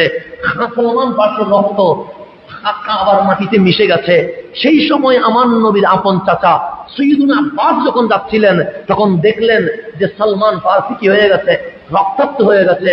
উনি দৌড়াইয়া দেখলেন, উনি বিদেশি মানুষ, প্রবাসী মানুষ, আসছে রহমতুল্লিল আলামিনের দরবারে। তখন জিজ্ঞেস করলেন, এখানে কি হয়েছে তোমাদের? ওনার উপর জুলুম করছো কেন? সে জুলুম করবো না কেন? সব বাপ দাদা ধর্ম ছেড়ে ওই নবীর ধর্মের বিশ্বাস করেছে, সেই জন্য আমরা অ্যাটাক করছি। সৈয়দুনা আব্বাস বলছে, যাকে মারছো ওই পথ দিয়ে আমাদের ব্যবসা করতে হয়, ওনাকে যদি তোমরা এখানে মেরে ফেলো, তোমাদের ব্যবসার রাস্তায় ওরা আক্রমণ করবে, বাঁচতে চাইলে ছেড়ে দাও। এই সকল এই ব্যবসার কারণে সালমান ফারসিকে ওরা কি করে দিয়েছে, ছেড়ে দিয়েছে। ঈমান এটা গোপন থাকার বিষয় নয়, ঈমান কি হয়ে যায়, ওপেন হয়ে যায়, ওপেন হয়ে যায়। ঈমান এটাকে আপনি ধরে রাখতে পারবেন না। ঈমানের নূর যদি আপনার বুকে থাকে, এটা অটোমেটিক কি হয়ে যাবে, বের হয়ে যাবে। সেই জন্য আপনারা যখন পড়বেন সাহাবীদের জীবনে, দেখবেন সবার প্রতি আমার নবী বলেছেন, প্রথমে গোপন রাখো, গোপন রাখো। কিন্তু ঈমান যার ভিতরে ঢুকে যায়, তার গোপন থাকে না। পানি যেমন বেশি হলে পড়ে যায়, এটা অটোমেটিক কি হয়ে যায়, বের হয়ে যায়। সেখানে ঈমান যদি বের না হয়, বুঝবেন আপনার ঈমান মজবুত হয় নাই। ঈমান যদি বুকের ভিতর থেকে যায়, বুঝবেন ঈমানটা দুর্বল। যেদিন দেখবেন ফিলিস্তিনের মুসলমানের মতো আপনার জজবা, ঈমানের পাওয়ার বেড়ে গেছে, সেদিন মনে করবেন আপনি আমি আসল মুসলমান হয়ে গেছে। এর আগে আমরা আসল মুসলমান হইতে পারি নাই। সেজন্য সাহাবায়ে কেরাম নিজের জান, নিজের মাল আমার নবীর কদমে কি করে দিয়েছেন, ওয়াকফ করে দিয়েছেন। এক নাম্বার ঈমান আনতে হবে, তুমিনুনা বিল্লাহি ওয়া রাসূলিহি, কার উপর ঈমান আনতে হবে, আল্লাহ এবং রাসূলের উপর। তো ঈমানটা কিভাবে হবে? আপনি ঈমান আনেন নাই, এটা এক অবস্থা। ঈমান আনছেন, এটা আরেক অবস্থা। ঈমান আনেন নাই, হিন্দু যদি উলঙ্গ হাঁটে, আমার কোনো কিছু বলার আছে নাই তো। নাস্তিক যদি বেহায়াপনা করে, আমার কিছু বলার আছে নাই তো, কারণ ওই ইসলামই মানে না। কিন্তু আপনি যখন মুসলমান হয়ে গেছেন, আপনার একটা বিধিবিধান আছে না, নাই? আছে। আপনি এর বাইরে যাওয়ার কোনো সুযোগ নেই। যেমন আপনি এখানে কেউ যদি চুল এভাবে করে কেটে একদম এদিকে নাই, মাঝখানে আছে, এরকম অনেকে চুলের ডিজাইন এখানে নাই আছে, দেখতে ভালো লাগে না, বিশ্রী লাগে, কিশোর গ্যাংয়ের সদস্য মনে হয়। এরকম অনেক চুলের কাটিং আছে না? নাই আছে। তো ওরা যদি আমি বলি তুমি এরকম চুল কাটছো কেন, ও বলবে তোমার বাপের তো খায় না, আমি স্বাধীন বাংলাদেশের মানুষ, যেমন ইচ্ছা তেমন কাটবো। এরকম একটা উত্তর রেডি করা থাকে কি থাকে না? থাকে। কিছু বলতে গেলেই বলবে আমি কি তোমার বাবার খায়, আমি কি তোমার মতো করে চলতে হবে, আমার মতো আমি চলবো। তাহলে ও নিজের চুলের কাটিং যেমন ইচ্ছা তেমন করছে। কেউ কিছু বললে সে বলবে আমি তোমার বাবার টাকায় চলি না। তাহলে ও একটা জবাব রেডি করে দিয়েছে। ঠিক তার ভাই যদি আর্মিতে থাকে, তার ভাই কি তার মতো চুল কাটতে পারবে? সেও তো বাংলাদেশের নাগরিক, সেও তো আমার বাবার খায় না, সেই তো কাজকর্ম করে খায়। তো সেও স্বাধীন বাংলার স্বাধীন নাগরিক, কিন্তু সে চাইলে এদিকে এদিকে কেটে মাঝখানে চুল লম্বা করে রাখতে পারছে না। কেন? আর্মির ল বলছে হ্যাঁ তুমি স্বাধীন বাংলার স্বাধীন নাগরিক, তুমি চাইলে তোমার চুল তোমার ডিজাইন মতো কাটতে পারবা না, তোমাকে অবশ্যই আর্মির ল মেনে চুল কাটতে হবে। কথা ঠিক না? আমি যেমন ইচ্ছা তেমন একটা ড্রেস পরবো, সমস্যা নাই। কেন? আমার টাকা দিয়ে আমি কি করছি? কিনছি। একজন পুলিশ তার ডিউটির সময় সে কি যেমন ইচ্ছা তেমন ড্রেস পরতে পারবে? পারবে না। তাকে পুলিশের যেই কাপড়টা নির্ধারিত সেটাই পড়তে হবে। সেও স্বাধীন বাংলার স্বাধীন নাগরিক, কিন্তু সে মন মতো চলতে পারে না। তাকে অবশ্যই তার নিয়ম মাফিক চলতে হবে। আপনি চাকরি করেন, আপনার চাকরি 8 ঘন্টা যে ডিউটি, আপনি চাইলে আপনার মন মতো চলতে পারবেন না। আপনার বস আপনাকে যেভাবে বলবে সেইভাবে চলতে হবে। তা আল্লাহ জিজ্ঞেস করছে তুমি কি মুমিন কিনা, আগে সেটা নিশ্চিত করো। আমরা বললাম হা মাওলা, কালিমা পড়েছি। আল্লাহ বলছে তোমাকে কেউ জোর করেছে? আমি বলি করি নাই। কেউ কি মেরেছে? আমি বলছি মরে নাই। কেউ কি ভয় দেখিয়েছে? আমি বললাম দেখাই নাই। কেউ কি লোক দেখিয়েছে? আমি বলি বিল্ডিং গাড়ির কেউ লোক দেখায় নাই। তো মালিক বলছে কেন ঈমান এনেছো? আমরা বললাম মালিক তুমি যে কোরআনে বলেছো আল্লাযীনা ইউমিনুনা বিল গায়ব, ঈমান তো তারে কয় যেটা দেখে হয় না, না দেখে হয়। তো না দেখে ঈমান যখন আনছি, এখানে কোনো স্বার্থ নাই, এখানে নিরেট ভালোবাসা আছে। কথা ঠিক না? আমি যে আল্লাহরে না দেখে ঈমান আনছি, এখানে কি আছে? ভালোবাসা আছে। আপনি মাহফিলে আসছেন কার ভালোবাসায়? আল্লাহর ভালোবাসা। আল্লাহ দেখেন নাই তো। আপনি যে রোজা রাখছেন কার ভালোবাসায়? আল্লাহর ভালোবাসা। আপনার চোখের সামনে পানি আছে, আপনার তৃষ্ণা লাগছে, পানি পান করছেন না, কার ভালোবাসায়? আল্লাহর ভালোবাসায়। আপনার সামনে ভাত আছে, আপনার বাচ্চা 2 বছরে সে খাচ্ছে, কিন্তু আপনি খাচ্ছেন না, কার ভালোবাসায়? আল্লাহ। কেন? আপনি আল্লাহকে এটা জানান দিচ্ছেন মালিক এই মাহে রমজানে সূর্য উঠা থেকে সূর্য ডুবা পর্যন্ত আমার চোখের সামনে পানি হালাল, ভাত হালাল, স্ত্রী সহবাস হালাল, হালাল জিনিস তুমি না বলছো বিদায় আমার জীবন থেকে আমি কি করে দিয়েছি? বাদ দিয়ে দিয়েছি। রমজানের একটা মাস তুমি মাওলার পছন্দে হালাল যদি বাদ দিতে পারি, 11 মাস আমরা হারামও বাদ দিতে পারবো। এটাই তো রমজানের শিক্ষা। কথা ঠিক না? রমজানে আপনি আল্লাহ যেটা বুঝাচ্ছেন, মালিক দেখো পানি হালাল, আমি পান করতেছি না। মালিক দেখো খাবার হালাল, আমি মুখে নিচ্ছি না। মালিক দেখো স্ত্রী সহবাস হালাল, কিন্তু আমি দিনের বেলা স্ত্রী সহবাস করছি না। কেন? মালিক তুমি যে একবার না বলছো, একবার বলছো। আল্লাহ তো না বলছে কয়বার? একবার। তো 1400 বছর আগে কোরআনের মধ্যে বলছে আমার নবী একবার বলে গেছে, কিন্তু 1400 বছর চলে গেছে, আমি পানি দেখার পরও নিচ্ছি না, খাবার দেখার পরও নিচ্ছি না। এটার মাধ্যমে আপনি আল্লাহরে কি বোঝাচ্ছেন? মালিক একটা মাস তোমার জন্য যদি হালাল বাদ দিতে পারি, 11 মাস অবশ্যই আমরা হারামও বাদ দিতে পারবো। কথা ঠিক না? এটাই তো রমজানের শিক্ষা। এটার নাম লাআল্লাকুম তাত্তাকুন, এটার নাম মুত্তাকি হওয়া, এটার নাম নিজেকে এস্টাবলিশ করা, নিজের অন্তরকে কলবে সালিম বানানো, এটার নাম কলবে সালিম। এটা নিয়ে আমি আগামী জুমায় কথা বলবো। এখন আসেন গভীর মনোযোগ। আল্লাহ তাবারক ওয়া তাআলা বলছেন সর্বপ্রথম ব্যবসা হচ্ছে তুমিনুনা বিল্লাহি ওয়া রাসূলিহি, আল্লাহ এবং রাসূলের উপর কি আনতে হবে? ঈমান আনতে হবে। সেজন্য সাহাবায়ে কেরাম বাসর করেছিলেন, কিন্তু আমার নবী ডাক দিতে দেরি, বাসর ঘর থেকে নবীর কদমে চলে গেছে। এটার নাম তুমিনুনা বিল্লাহি ওয়া রাসূলিহি।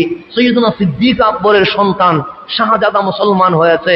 তো বাবা ছেলে কথা হচ্ছে, ছেলে বলছেন বাবা আমি তো মুসলিম ছিলাম, আপনি তো নবীজির সহচর ছিলেন, যুদ্ধের ময়দানে এমন অবস্থা গেছে আমার তরবারি আপনার গর্দানের উপর উঠে গেছিল, কিন্তু আমি বাবা বলে কূপ দিতে পারি নাই, 2 ভাগ করতে পারি নাই।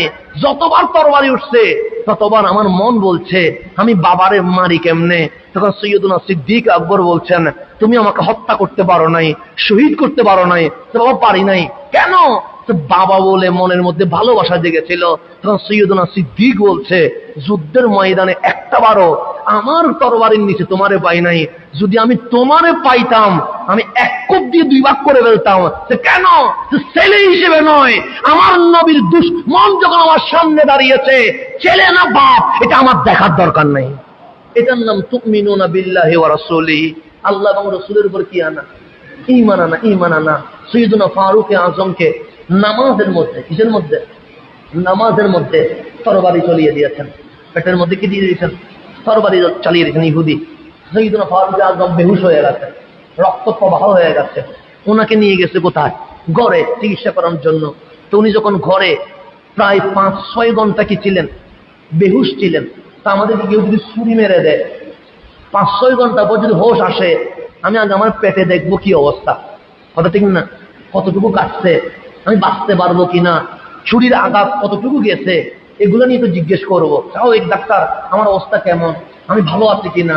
ফারুক আজম 5-6 ঘন্টা পরে চোখ খোলার পরে আঘাত কোথায় পাইছে এটা দেখে নাই, কতটুকু ছুরি ঢুকছে এটা দেখে নাই, বাঁচবে কিনা এটা দেখে নাই। চোখ খুলে সাহাবায়ে কেরামকে দেখ বলছে, নামাজ পড়া কি শেষ হয়েছে কিনা? আমাকে যে ছুরি মারছে, আমি তো ইমামতি করছিলাম, সেই সময়টা আমি অর্ধেকের মধ্যে তোমরা আমাকে নিয়ে আসছো। তো ফজরের নামাজ তো অর্ধেকে ছিল, মুসল্লিরা নামাজ আদায় করতে পারছে কিনা, আমার কারণে মুসল্লিদের নামাজে কোনো সমস্যা হয়েছে কিনা। দেখেন, এটার নাম হচ্ছে তুমিনুনা বিল্লাহি ওয়া রাসূলি। ঈমান যখন ভিতরে ঢুকে যায়, তখন আমার চুরি কতটুকু ঢুকছে এটা দেখা হয় না, তখন দেখা হয় নামাজ আদায় হয়েছে কিনা, রোজা রাখা হয়েছে কিনা, আমার রহমান খুশি হয়েছে কিনা, আমি যে এখন মারা যাচ্ছি মরাটা আমার শহীদ হিসেবে মরছি কিনা, এটা নিয়ে মানুষ ভাবে। এটার নাম তুমিনুনা বিল্লাহি ওয়া রাসূলিহি, আল্লাহ এবং রসুলের উপর ঈমান আনা। এটা কয় নাম্বার? 1 নাম্বার। 2 নাম্বার হচ্ছে ওয়াতুজাহিদুনা ফি সাবিলিল্লাহি বিআমওয়ালিকুম ওয়া আনফুসিকুম, নিজের মাল এবং নিজের জান দিয়ে আল্লাহর রাস্তায়, আল্লাহর দ্বীন প্রতিষ্ঠায় তুজাহিদুন, প্রচেষ্টা করা, জিহাদ করা। জিহাদ মানে চেষ্টা করা। তাহলে 1 নাম্বার হচ্ছে আল্লাহ এবং রসুলের উপর ঈমান আনা। 2 নাম্বার আল্লাহর দ্বীন প্রতিষ্ঠায়, আল্লাহর রাস্তায় আমার নিজের মালও দিতে হবে, যদি প্রয়োজন হয় আমার জানও আমাকে কোরবান করতে হবে। এটা কয় নাম্বার? 2 নাম্বার। এখন আপনি যে মাল দিবেন, মালটা আপনি কিভাবে দিবেন? আমরা তারাবিতে টাকা দিছি না? দিছি তো। এটা হচ্ছে তুজাহিদুনা ফি সাবিলিল্লাহ বিআমওয়ালিকুম। আমরা মাল দিয়ে কি করতেছি? জিহাদ করতেছি। এই যে মসজিদে মিনার উঠতেছে, আপনারা কি করতেছেন? যে যতটুকু পারছেন, আজকে 5 টাকা থেকে 5,000 পর্যন্ত ধরেন না, সামর্থ্য সবার কি একরকম নাকি? না, যে যতটুকু পারছেন। তা আপনার আল্লাহর পর মসজিদে কি করতেছেন? মাল দিয়ে দিচ্ছেন। তো এটার নাম তুজাহিদুনা ফি সাবিলিল্লাহ বিআমওয়ালিকুম। মসজিদ বানানো, মাদ্রাসা বানানো, একজন দ্বীনের পথে যে মাদ্রাসা স্টুডেন্ট যে কিতাব কিনতে পারে না, তাকে কি করে দিলেন? কিতাব কিনে দিলেন। যে চলতে পারে না, তারা চলার জন্য সহযোগিতা করলেন। এগুলো সবগুলো আল্লাহর রাস্তায় মাল দিয়ে কি করা? জিহাদ করা। মালটা আপনি কিভাবে দিবেন? আপনি যখন দেখবেন ইসলামটা গরিব ছিল। কি ছিল? গরিব। গরিব মানে ইসলাম কোটিপতি থেকে শুরু হয় নাই, ইসলাম শুরু হয়েছে কি দিয়ে? গরিব দিয়ে। আমার নবী ছিলেন মক্কা, বিপদ একটার পর একটা। সর্বপ্রথম রাসূল যখন দাওয়াত দিচ্ছেন, কখনো আমার নবীরে পাথর মারে, কখনো আমার নবীরে পাগল বলে, কখনো আমার নবীরে দরজা বন্ধ করে দেয়, কখনো আমার নবীর সামনে সাহাবীদের গলা কেটে ফেলে, কখনো আমার নবীকে রাস্তার মধ্যে উটের বুড়ি তুলে দেয়। এমন কোন নির্যাতন নাই যেটা আমার নবীর উপর করা হয় নাই। আমার পিঠের উপর কেউ গরুর বুড়ি তুলে দেয় নাই, তা আমি নির্যাতন হয় নাই। কেউ আমাদের পাথর মারে নাই। এখন 2টা গালি দিলে ফেসবুকে আমাদের মাথা কি হয়ে যায়? গরম হয়ে যায়। আমাকে গালি দিয়েছে, আমার সমালোচনা করেছে, আমার বিরুদ্ধে কমেন্টস করেছে। এমন কোন নির্যাতন নাই যেটা আমার নবীর উপর করা হয় নাই। সর্বশেষ আল্লাহ বললেন, হাবিব, এই মক্কায় থাকার মতো কোনো পরিবেশ নাই। কেন? কারণ আপনি হাঁটলে পাথর মারে, আপনি নামাজ পড়লে উটের বুড়ি তুলে দেয়, আপনারা ওরা পাগল পাগল বলে চিল্লায়। আমি আল্লাহ সইতে পারি না। হাবিব বললেন, মালিক কি করব? তখন আল্লাহ বললেন ইয়াসরাবে চলে যান। কেন? সেই ইয়াসরাববাসী আপনারে দেখে নাই, কথা ঠিক, কিন্তু মুহাব্বতে কোনো কমতি নাই। তারা আজও অপেক্ষা করছে কখন এই ইয়াসরাবে রহমতুল লিল আলামিন কদম রেখে মদিনা বানায়া দিবেন। সুতরাং যারা ভালোবাসে তাদের কাছে কি হয়ে যান, চলে যান। আমার নবী মদিনায় আসলেন, তাও কি শান্তি পাইছে? না, শান্তি পাই নাই। মদিনার মানুষ নবীকে রিসিভ করলেন, তালা আল বদরু আলাইনা বলে মিছিল করলেন, থাকার জন্য উত্তম আবাসস্থল দিলেন, কিন্তু মক্কাবাসী শান্তি দেয় নাই। আবার ওরা মিটিং করলেন, বদর হইল, জুহাত হইল, উহুদ হইল, হুনাইন হলো, খন্দক হলো, একটার পর একটা, একটার পর একটা। আমার নবীর কোনো শান্তি আছে? নাই। বদর শেষ, আবার উহুদ শুরু, উহুদ শেষ, আবার হুনাইন শুরু, হুনাইন শেষ, আবার খন্দক শুরু, একটার পর একটা জিহাদ। তা আল্লাহ ডাক দিয়ে বললেন, হাবিব মন কালো করার দরকার নাই। মক্কায় আমার নবী শান্তি পায় নাই, মদিনার মানুষ রসুলকে রিসিভ করছে, কিন্তু মক্কার কাফের গুলো নবীরে শান্তি দিচ্ছে না। তা আল্লাহ অবৈ দিচ্ছেন, ইন্না ফাতাহনা লাকা ফাতাহাম মুবিনা। হাবিব, যেই মক্কা থেকে আপনারে বের করে দিয়েছে, ওই মক্কা আমি আল্লাহ আপনি নবীর হাতে বিজয় দিয়ে দিব। অষ্টম হিজরিতে মক্কা কি হয়ে গেছে? বিজয় হয়ে গেছে। এখন আর অশান্তি আছে নাই? মদিনায়ও মুসলমান, মক্কায়ও মুসলমান। তো আমি বললাম অশান্তি নাই, কিন্তু আপনি যখন সিরাত করবেন দেখবেন তখনও শান্তি হয় নাই। মক্কা স্বাধীন হয়ে গেছে, মুসলমানের কদমে চলে এসেছে। আবার রোম নামক দেশ থেকে মুসলমানের বিরুদ্ধে আবার জিহাদের যুদ্ধের ঘোষণা হয়েছে। রোমানীয় সৈন্যরা যুদ্ধের ডাক দিয়েছে যে মুসলমানকে শেষ করে দিতে। আমরা রোমানীয়রা প্রস্তুত আছি। একদিকে মক্কা বিজয় হয়েছে, অন্যদিকে রোমানীয়রা কি করতেছে?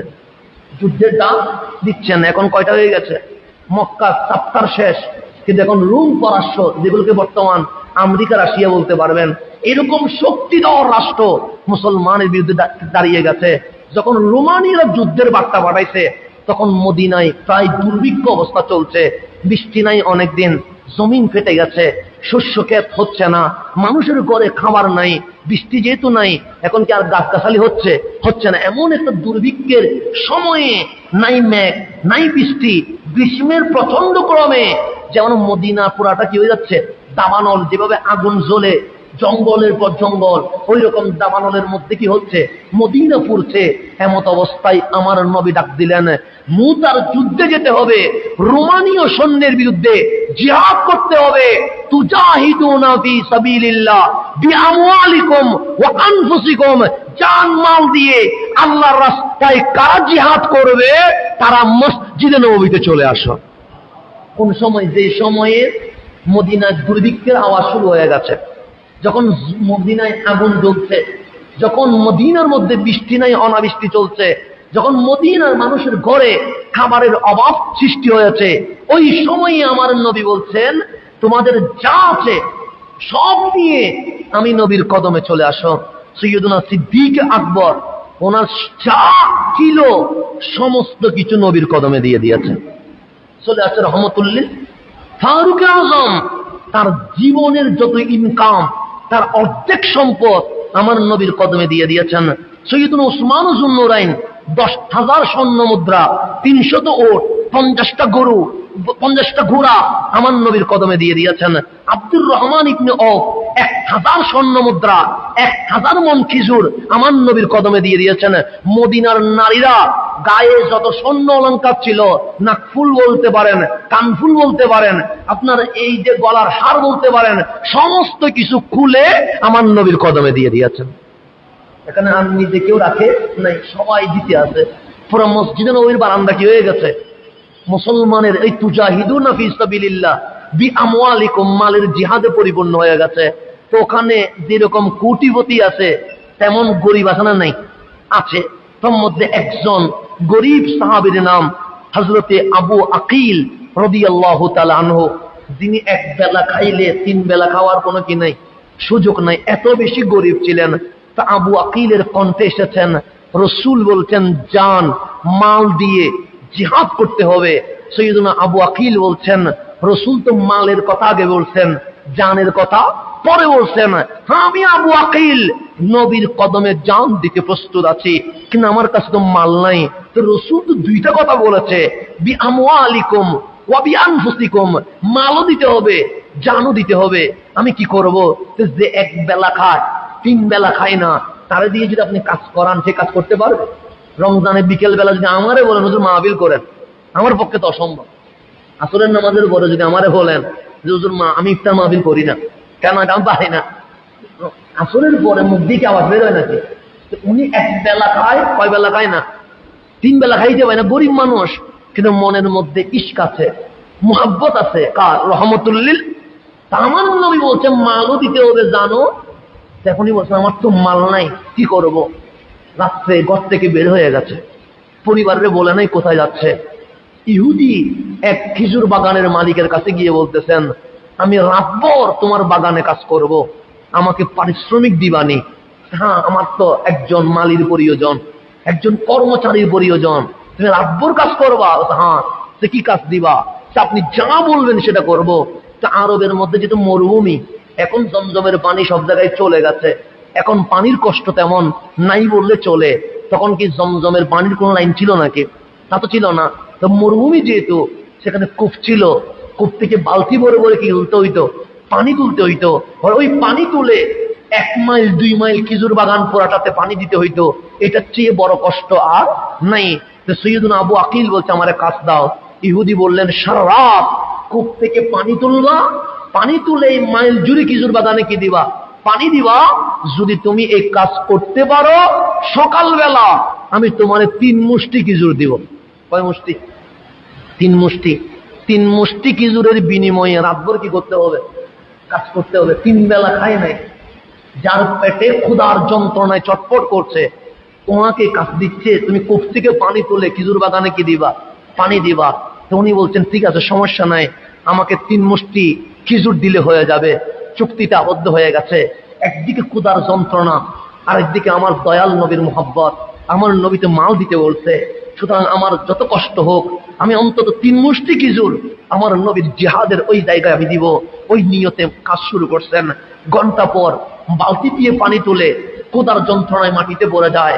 কিন্তু ক্ষুধার যন্ত্রণায় যখন মাটিতে পড়ে যায়, তখন মন বলে ওঠে আবু আকিল, তোমার নবী না বলছে জানও দিতে হবে, মালও দিতে হবে। নবীর কথা মনে পড়লে আমার গায়ে শক্তি চলে আসে। এরকম ঘন্টার পর ঘন্টা যায়। আবু আকিল যেন মনে হচ্ছে দুর্বল শরীর, এখন পড়ে যাচ্ছে, এখন পড়ে যাচ্ছে। রাতভর পানি তুললেন, আর পুরা কিলোমিটার জুড়ে খেজুর বাগানে পানি দিলেন। সকাল হইতে দেরি, শরীর কাঁপছে, কারণ রাতভর যিনি না খায়া কাজ করছে, ওনার শরীরে কি আর কোনো শক্তি আছে? নাই। কিন্তু ইহুদি জিজ্ঞেস করছে, আবু আকিল তোমার পেটে খাওয়ার নাই, তুমি দুর্বল ক্লান্ত শরীর নিয়ে আমার বাগানে কাজ করতে আসলা কেন? আবু আকিল বলে নিজের জন্য আসে নাই, পরিবারের জন্য আসে নাই। রহমতুল্লিল আলামিন বলেছে জানও দিতে হবে, মালও দিতে হবে। আমি গরিব মানুষ, মালটা দিতে পারবো না, জান দিতে পারবো, কিন্তু আল্লাহর রাসূল তো জানও বলেছে, মালও বলেছে। আমি আবু আকিল তোমার ঘরে কাজ নিয়েছি এই কারণে যেন আমি মালও দিতে পারি, জানও দিতে পারি। 3 মুষ্টি খেজুর নিয়ে মসজিদে নববীর দিকে রওনা হয়ে গেছে। দুর্বল শরীর, শরীর কাঁপছে। এখন যেখানে আপনি দেখতেছেন সৈয়দুনা সিদ্দিক আকবর তার জীবনের সমস্ত সম্পদ দিয়ে দিয়েছে, যেখানে ফারুক আজম তার জীবনের কামানো সম্পদের অর্ধেক দিয়ে দিয়েছে, যেখানে উসমান যুন্নুরাইন 10,000 স্বর্ণ মুদ্রা, 300টা ওট, 50টা ঘোড়া দিয়ে দিয়েছে, যেখানে আব্দুর রহমান ইবনে আওফ 1000 স্বর্ণ মুদ্রা, 1000 মন খেজুর দিয়ে দিয়েছে, যেখানে মদিনার নারীরা স্বর্ণ অলংকার যা ছিল সব দিয়ে দিয়েছে, পুরো সম্পদের পাহাড় হয়ে গেছে। সেখানে আবু আকিলের 3 মুষ্টি খেজুর কি দেখা যাবে? দেখা যাবে না। তখন কোটি কোটি সম্পদ জমে গেছে, কিন্তু আবু আকিলের মনে বিশ্বাস আমার কামলিওয়ালা যদি দেখে খুশি হয়ে যাবে। এখানে রহমতুল্লিল আলামিন। তো ওই খেজুর গুলা মুষ্টি ধরে মসজিদে নববীর দিকে রওনা হয়েছে। তো 2-1 মুনাফিক আছে না? নাই, আছে। তারা মিটি মিটি হাসছে। আরে যেখানে মদিনার বারান্দায় 1000 কোটি স্বর্ণ মুদ্রা জমা হয়ে গেছে, সেখানে আবু আকিল নবীর দরবারে 3 মুষ্টি খেজুর নিয়ে আসতেছে। এগুলো নিয়ে একটু টিটকারি হচ্ছে, মুনাফিকদের মধ্যে কথা হচ্ছে। কিন্তু আবু আকিল সেদিকে দেখলে একটু লজ্জা পায়, আবার ওইদিকে দেখলে রহমতুল্লিল আলামিনের চেহারা তখন বর্ষা পায় যে আমার 3 মুষ্টি খেজুর অবশ্যই আমার নবী কি করবে? কবুল করবে। শরীর তো কাঁপছে, কারণ রাতভর খাইতে পারে নাই, পরিশ্রমের বিনিময়ে 3 মুষ্টি খেজুর নিয়ে এসেছে, একটা খেজুর নিজের ভেতরে দেয় নাই। কেন? রসুল বলছে মালও দিতে হবে, জানো দিতে হবে। কামলিওয়ালা খেয়াল করলেন, সবচেয়ে গরিব সাহাবী আবু আকিল আসছে, আর শরীর কাঁপছে, আর ডানে বানে মানুষ দেখে দেখে হাসছে। আমার কামলিওয়ালা ডাক দিলেন, আবু আকিল আমার কাছে চলে এসো। রসুল ডাকতে দেরি, সাইয়্যিদুনা আবু আকিল দৌড়ায়া চলে গেছে। আমার নবী বুকে নিলেন, ডাক দিয়ে বললেন, আবু আকিল তুমি কি আনছো? আবু আকিল 2টা হাত খুলে দিয়ে বলছেন, নবী গো, রাতভর ইহুদির বাগানে কাজ করেছি, 3 মুষ্টি খেজুর পেয়েছি, এই 3 মুষ্টি খেজুর আমার নবীর কদমে নিয়ে এসেছি। কেমন কবুল হয়েছে ওই খেজুর? আমার নবী একজন সাহাবীকে ডাকলে দিলেন, সাহাবী এদিকে এসো। সাহাবী দৌড়ায় আসলেন, আমার আবু আকিল 3 মুষ্টি খেজুর নিয়ে এসেছে, কেমন কবুল হয়েছে জানোনি? যে কেমন কবুল হয়েছে? আবু আকিলের খেজুর তুমি নিয়া যত সম্পদ জমা হয়েছে সমস্ত সম্পদের উপরে আমার আবু আকিলের খেজুর ছিটাইয়া দিয়ে দাও, যাতে মানুষ দেখে সবার সম্পদের উপরে আবু আকিলের খেজুর বসে আছে। এটার নাম হচ্ছে তুজাহিদুনা ফি সাবিলিল্লাহি বিআমওয়ালিকুম ওয়া আনফুসিকুম। মাল দিয়ে জিহাদ করতে হবে, জান দিয়ে কি করতে হবে? জিহাদ করতে হবে। সেজন্য আবু আকিল 3 মুষ্টি খেজুর আনলেন, কোটি টাকা দাম করার নাম। এটার নাম মালের জিহাদ নয়। আপনি ইশকের সাথে, প্রেমের সাথে 2 টাকা দেওয়া, এটার নাম আসল জিহাদ। আবু আকিলের 3 মুষ্টি খেজুর। আমার নবী যখন সাহাবীকে ডেকে বললেন, সব সম্পদের উপরে আমার আবু আকিলের এই খেজুরগুলো দিয়ে দাও, তখন সাহাবী দেখেছে 3 বেলা না খাওয়া এক সাহাবী রাতভর কাজ করে 3 মুষ্টি খেজুর এমন কবুল করেছে নবীর দরবারে, সবার সম্পদের উপরে আবু আকিলের খেজুর দেখা যায়। এটার নাম হচ্ছে ব্যবসা। তার সাথে আল্লাহ এবং রসুলের সাথে। এবং আরেকটা যদি আপনি ব্যবসা দেখেন, সাইয়্যিদুনা উসমান যুন্নুরাইন রাদিয়াল্লাহু তাআলা আনহু, আমার নবীর জামানা চলে গেছে, সাইয়্যিদুনা সিদ্দিকে আকবরের জামানা চলে আসে, রসুলের জামানা শেষ, আসছে কার জামানা? সাইয়্যিদুনা সিদ্দিকে আকবরের জামানা। সাইয়্যিদুনা সিদ্দিক আকবরের জামানা যখন আসলো, মদিনায় মুনাওয়ারার মধ্যে দুর্ভিক্ষ দেখা দিল। মাঝে মাঝে দুর্ভিক্ষ দেখা দেয় না? দেখা যায়। সাইয়্যিদুনা সিদ্দিক আকবরের খেলাফত কালে মদিনায় কি হয়ে গেছে? দুর্ভিক্ষ হয়ে গেছে, চতুর্দিকে খাবারের অভাব দেখা দিয়েছে। তখন সাইয়্যিদুনা উসমান যুন্নুরাইন, উনি ছিলেন সবচেয়ে বড় ব্যবসায়ী। ওনার চেয়ে বড় ব্যবসায়ী তখন মদিনায় মুনাওয়ারায় আর কেউ ছিলেন না। উনি বিদেশ থেকে খাবার আমদানি রপ্তানি করতেন। কে? সাইয়্যিদুনা উসমান যুন্নুরাইন ইম্পোর্ট এক্সপোর্ট করতেন, সাইয়্যিদুনা উসমান যুন্নুরাইন। তো উনি যখন খেলাফত আসলো কার? সাইয়্যিদুনা সিদ্দিকে আকবরের, তখন কি চলছে? দুর্ভিক্ষ চলছে। তখন সাইয়্যিদুনা উসমান যুন্নুরাইন খাবার কি করলেন? ইম্পোর্ট করলেন বিদেশ থেকে। কোথায়? মদিনায়। বড় এক কাফেলা নিয়ে পৌঁছলেন সাইয়্যিদুনা উসমান যুন্নুরাইন। কোথায়? মদিনায়। মাল বুঝাই করছে উটের উপরে, এখান থেকে শেষ পর্যন্ত কি করছে না? দেখা যাচ্ছে না। এত খাবার নিয়ে এসেছে কিসের উপর? উটের উপর। তখন আর জাহাজ নাই, গাড়ি নাই, তখন ওট হচ্ছে আসল গাড়ি। সারি সারি ওট দাঁড়াইছে। সাইয়্যিদুনা উসমান যুন্নুরাইন খাবার ইম্পোর্ট করছে কিসের জন্য? মদিনায় ব্যবসা করার জন্য। আপনারা বিদেশ থেকে বাংলাদেশে খাবার আসে না? না আসে। যেন মিশরের মালটা আসে, আফ্রিকা থেকে মালটা আসে বন্দর, আপনারা খালাস করেন, খালাস করে কি মানুষকে দিয়ে দেন? না, এটা কি হয়? ব্যবসা হয়। আমি যদি 35 টাকা কিনি, আমি 50 টাকা কি করি? সেল করি। 50 টাকা ওখান থেকে এটা আস্তে করে 75 টাকা হয়, 75 থেকে দোকানে গেলে 100 টাকা হয়, দোকান থেকে যখন এটা পাইকারি খুচরাতে চলে যায় এটা 130 টাকা হয়ে যায়। এরকম করে ব্যবসার দাম বাড়তে থাকে কি থাকে না? থাকে। তো উসমান যুন্নুরাইন ইম্পোর্ট করলেন কোন সময়ে? দুর্ভিক্ষের সময়ে, যখন খাবারের অন্তন চলছে, খাবারের অভাব চলছে। কেমন খাবার নিয়ে আসছে? উসমান যুন্নুরাইন মদিনায় যখন ওট দাঁড় করাইছে সারি সারি, সামনে থেকে পিছন পর্যন্ত কি করতেছে না? দেখা যাচ্ছে না, এত বেশি খাবার নিয়ে আসে। তো মদিনার যারা খুচরা ব্যবসায়ী সবাই আসলেন, এসে বললেন, উসমান আপনি কি বিক্রি করবেন? তখন স্থানীয় ব্যবসায়ীরা বললেন যে বিক্রি করবেন কিনা? উসমান যুন্নুরাইন বলতে, ইম্পোর্ট করছি তো কি করার জন্য? বিক্রি করার জন্য। তখন স্থানীয় ব্যবসায়ীরা দাম হকাচ্ছে। কেউ বললেন 10 টাকার মাল 11 টাকায় নিব। কয় টাকা? প্রতি কেজি 11 টাকা। যেখানে এখান থেকে শুরু করে শেষ পর্যন্ত দেখা যাচ্ছে না, উটের খাবারের বোঝায়। একজন বলল 10 টাকা কেজি। কয় টাকা করে নিব? 11 কেজিতে 1 টাকা হইলে বিশাল টাকার বার। উসমান জুননুরাইন বলছেন, না বিক্রি করব না। আরেকজন বললেন, ঠিক আছে 10 টাকার মাল যদি 11 না দেন, আমি বলছি 10 টাকার মাল 12 টাকায় নিব, দিবেন নি? উসমান জুননুরাইন বললেন, না, প্রতি কেজি 10 টাকার মাল আমি 12 টাকায় কি করব না, বিক্রি করব না। আরেকজন এসে বললেন, ঠিক আছে যদি 12 টাকায় বিক্রি না করেন, 10 টাকার কেজি মাল 13 টাকায় কিনবো, দিয়ে দেন। উসমানের জন্য 13 টাকা কম হয়ে যায়। তখন সবাই বললেন, কি রে, এমনিতে 10 টাকার জিনিস 10.5 টাকায় বিক্রি হয়, দুর্ভিক্ষ চলছে, আমরা 11 বললাম, উসমান তো দেয় না। 12 বললাম, উসমান তো দেয় না। 13 বললাম, উসমান তো দেয় না। তখন সব ব্যবসায়ী বললেন, উসমান যাক, আর দাম ওঠানামা করার দরকার নাই, প্রতি কেজি 10 টাকার জিনিস আমরা 15 টাকায় নিয়ে নেব। কেজিতে কয় টাকা লাভ? 5 টাকা লাভ। করোনার সময় যেটা হয় আর কি, রমজানের সময় যেটা হয় আর কি, কেজিতে কয় টাকা লাভ? 5 টাকা। বিক্রি করে দেন। উসমানের জন্য এর মতো, না বিক্রি করবো না। সে কেন? আমি তো এর চেয়ে আরো বড় ডিল করে ফেলেছি। তুমি তো বলছো 10 টাকার বিনিময়ে দিবে কত? 15। কিন্তু আমি তো বড় ব্যবসায় ডিল করেছি। মদিনার ব্যবসায়ীরা বললেন, এটা কিরকম কথা? আমরা তো 15 পর্যন্ত উঠতে পেরেছি, এর চেয়ে তো বেশি উঠা কখনো সম্ভব নয়। 10 কেজি 10 টাকার জিনিস 15 টাকা নেওয়া যায়, কিন্তু 16 টাকা তো যাওয়া যায় না। উসমান, আপনি কার সাথে ডিল করেছেন? উসমান বলে, দুনিয়ার কোন ব্যবসায়ীর সাথে ডিল করি নাই, আমি আমার আল্লাহর সাথে ডিল করেছি। আমার মালিক বলেছে 10 টাকা কেজি উসমান যদি বিক্রি করো, আমি 70, সর্বোচ্চ 700 দিয়ে দিব। উসমান এই মাল আজ ব্যবসায়ীদের কাছে বিক্রি করবে না, মাওলার কাছে বিক্রি করে দিবে। এই সম্পদ উসমান দুর্ভিক্ষের সময় মদিনাবাসীর কাছে ফ্রিতে বিতরণ করে দিয়ে দিবে। ডিল করতে কার সাথে? আল্লাহর সাথে।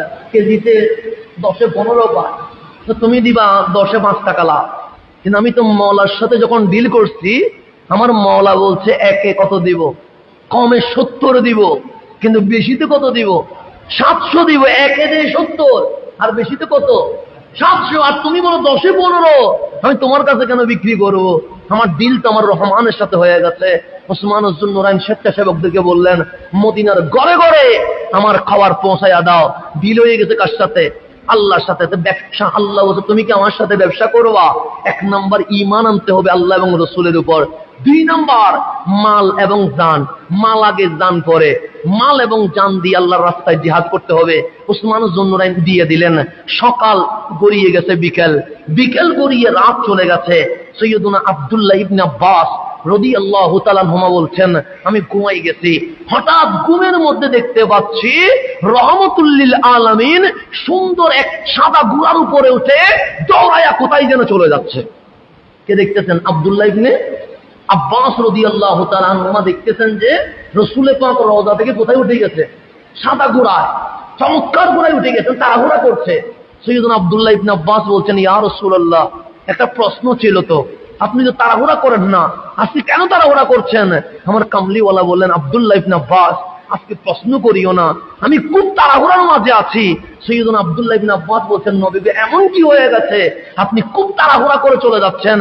সৈয়দুনা রাসূল আকরাম সাল্লাল্লাহু আলাইহি ওয়াসাল্লাম বললেন, আব্দুল্লাহ ইবনে আব্বাস, যাও না, আজকে উসমান যে সকালে আল্লাহর সাথে একটা ব্যবসা করছে, ওই ব্যবসা মালিকের দরবারে এত কবুল হয়ে গেছে, আল্লাহ জান্নাতে হোরে কালমানের সাথে উসমানের বিয়ের আয়োজন করেছে। আদম সফিউল্লাহ থেকে ঈসা রুহুল্লাহ সবাই চলে গেছে, আমার দেরি হয়ে যাচ্ছে, আমি উসমানের বিয়েতে রওনা হয়ে গেছে। এটার নাম ব্যবসা। এটার নাম কি?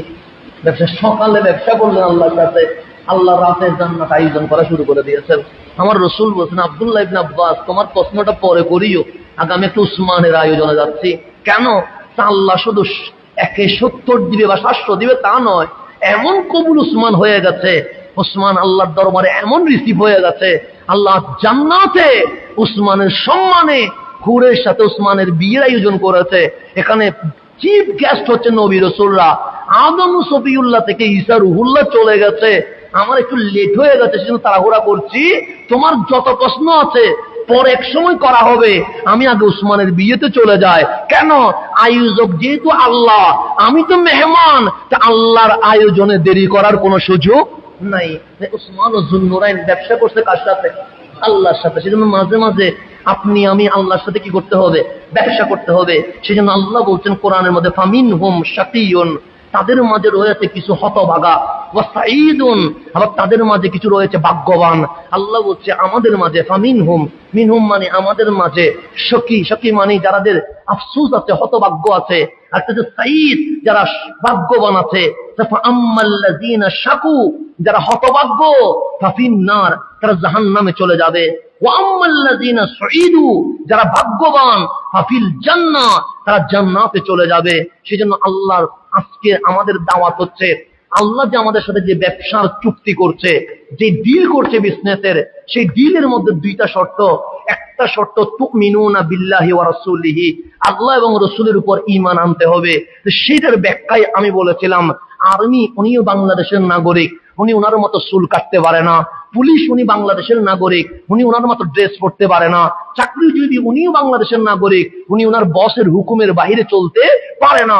তা আল্লাহ ডাক দিয়ে বলছে তুমি কি মুমিন কিনা? আমরা বললাম মালিক আমরা মুমিন। কেন ঈমান আনছো? আমরা বলি মালিক তুমি এবং তোমার রাসূলকে রাজি করার জন্য। আল্লাহ বলে তুমি যদি হিন্দু, বৌদ্ধ, সাকমা, নাস্তিক হইতা আমি তোমারে কিছু বলতাম না, কিন্তু তুমি যখন মুমিন হইছো, মা কানা লিমুমিনিন ওয়ালা মুমিনাতিন, যে তোমার বুকে ঈমান ঢুকছে, তোমার আর কোনো স্বাধীনতা নাই। তোমার দুনিয়ায় চলতে গেলে কিছু নিয়ম কানুন মানতে হবে।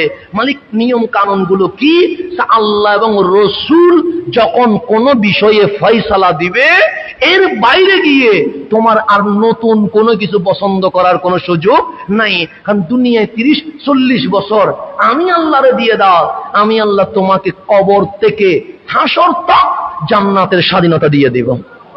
এখানে কোনো নিয়ম রাখবো না, কোনো কানুন রাখবো না, তোমার ইচ্ছে মতো তোমাকে চলতে দিব। কিন্তু এই 30-40 বছর আমার সাথে ডিল করো, তুমি আমাকে 30-40 বছরে তোমার যৌবন আমাকে দিয়ে দাও, তোমার কৈশোর আমারে দিয়ে দাও, তোমার বার্ধক্য আমারে দিয়ে দাও। সেটার নাম হচ্ছে তুমিনুনা বিল্লাহি ওয়া রাসূলিহি। যখন আপনি ঈমান আনবেন, তখন আপনি বলতে পারবেন না আমি তোমার বাবার খাই না, আমার মতো করে চলবো না। তখন আমার চুলের ডিজাইন পরিবর্তন হয়ে যাবে, আমার চুল হবে মদিনাওয়ালার চুলের মতো, আমার ড্রেস হবে মদিনাওয়ালার ড্রেসের মতো, আমার চাল চলন, কথাবার্তা, হাসি কান্না সবকিছু হবে আমার নবীর মতো। যদি এইটাই হয়, এটার নাম তুমিনুনা বিল্লাহি ওয়া রাসূলিহি, আল্লাহ এবং রাসূলের উপর ঈমান আনা। তখন আমার হাত কারো উপর জুলুম করতে পারবে না, আমার হাত কারো উপরে আগুন দিতে পারবে না, আমার হাত কারো মাথা ফাটাই দিতে পারবে না, আমার হাত চাঁদাবাজি করতে পারবে না, আমার হাত দুর্নীতি করতে পারবে না। কেন? আপনি তুমিনুনা বিল্লাহি ওয়া রাসূলিহি, ঈমান আনার মাধ্যমে এই দুই হাত আল্লাহ এবং রাসূলের দরবারে আপনি জামানত দিয়ে দিয়েছেন। সুতরাং আপনি নিজের মতো কিছু করতে পারবেন না, আপনার শরীর আপনি আল্লাহ এবং রাসূলের কদমে ওয়াকফ করে দিয়েছেন। এটার নাম তুমিনুনা বিল্লাহি ওয়া রাসূলিহি। 2 নাম্বার তুজাহিদুনা ফি সাবিলিল্লাহ বিআমওয়ালিকুম ওয়া আনফুসিকুম, নিজের মাল দিয়ে, নিজের জান দিয়ে আপনাকে কি করতে হবে? জিহাদ করতে হবে। তা আল্লাহ বলেন যালিকুম খায়রুল লাকুম ইন কুনতুম তা'লামুন, যদি তোমরা জানতে এটার চেয়ে বড় বিজনেস এই জমিনে আর কিছু হইতে পারে না। কে বলতেছে? আল্লাহ বলতেছে এটার চেয়ে বড় বিজনেস আমি আল্লাহ আর কিছু রাখি নাই। বলতে যালিকুম খায়রুল লাকুম, এটাই তোমাদের জন্য কি সবচেয়ে বড় বিজনেস। ইন কুনতুম তা'লামুন, যদি তোমরা জানতে, তোমরা যদি জানতে এটার চেয়ে বড় বিজনেস আর কোথাও কোনো বিজনেসে তোমরা হাত দিতা না, তোমরা এই বিজনেস আমার সাথে করতা। আজ লাইলাতুল কদরে আমাদের মাহফিলের সামারি হচ্ছে, আমাদের বিজনেস ব্যবসা হবে কার সাথে? আল্লাহর সাথে। ব্যবসা হবে কার সাথে? তা আল্লাহর সাথে ব্যবসা করলে লাভ কয়টা?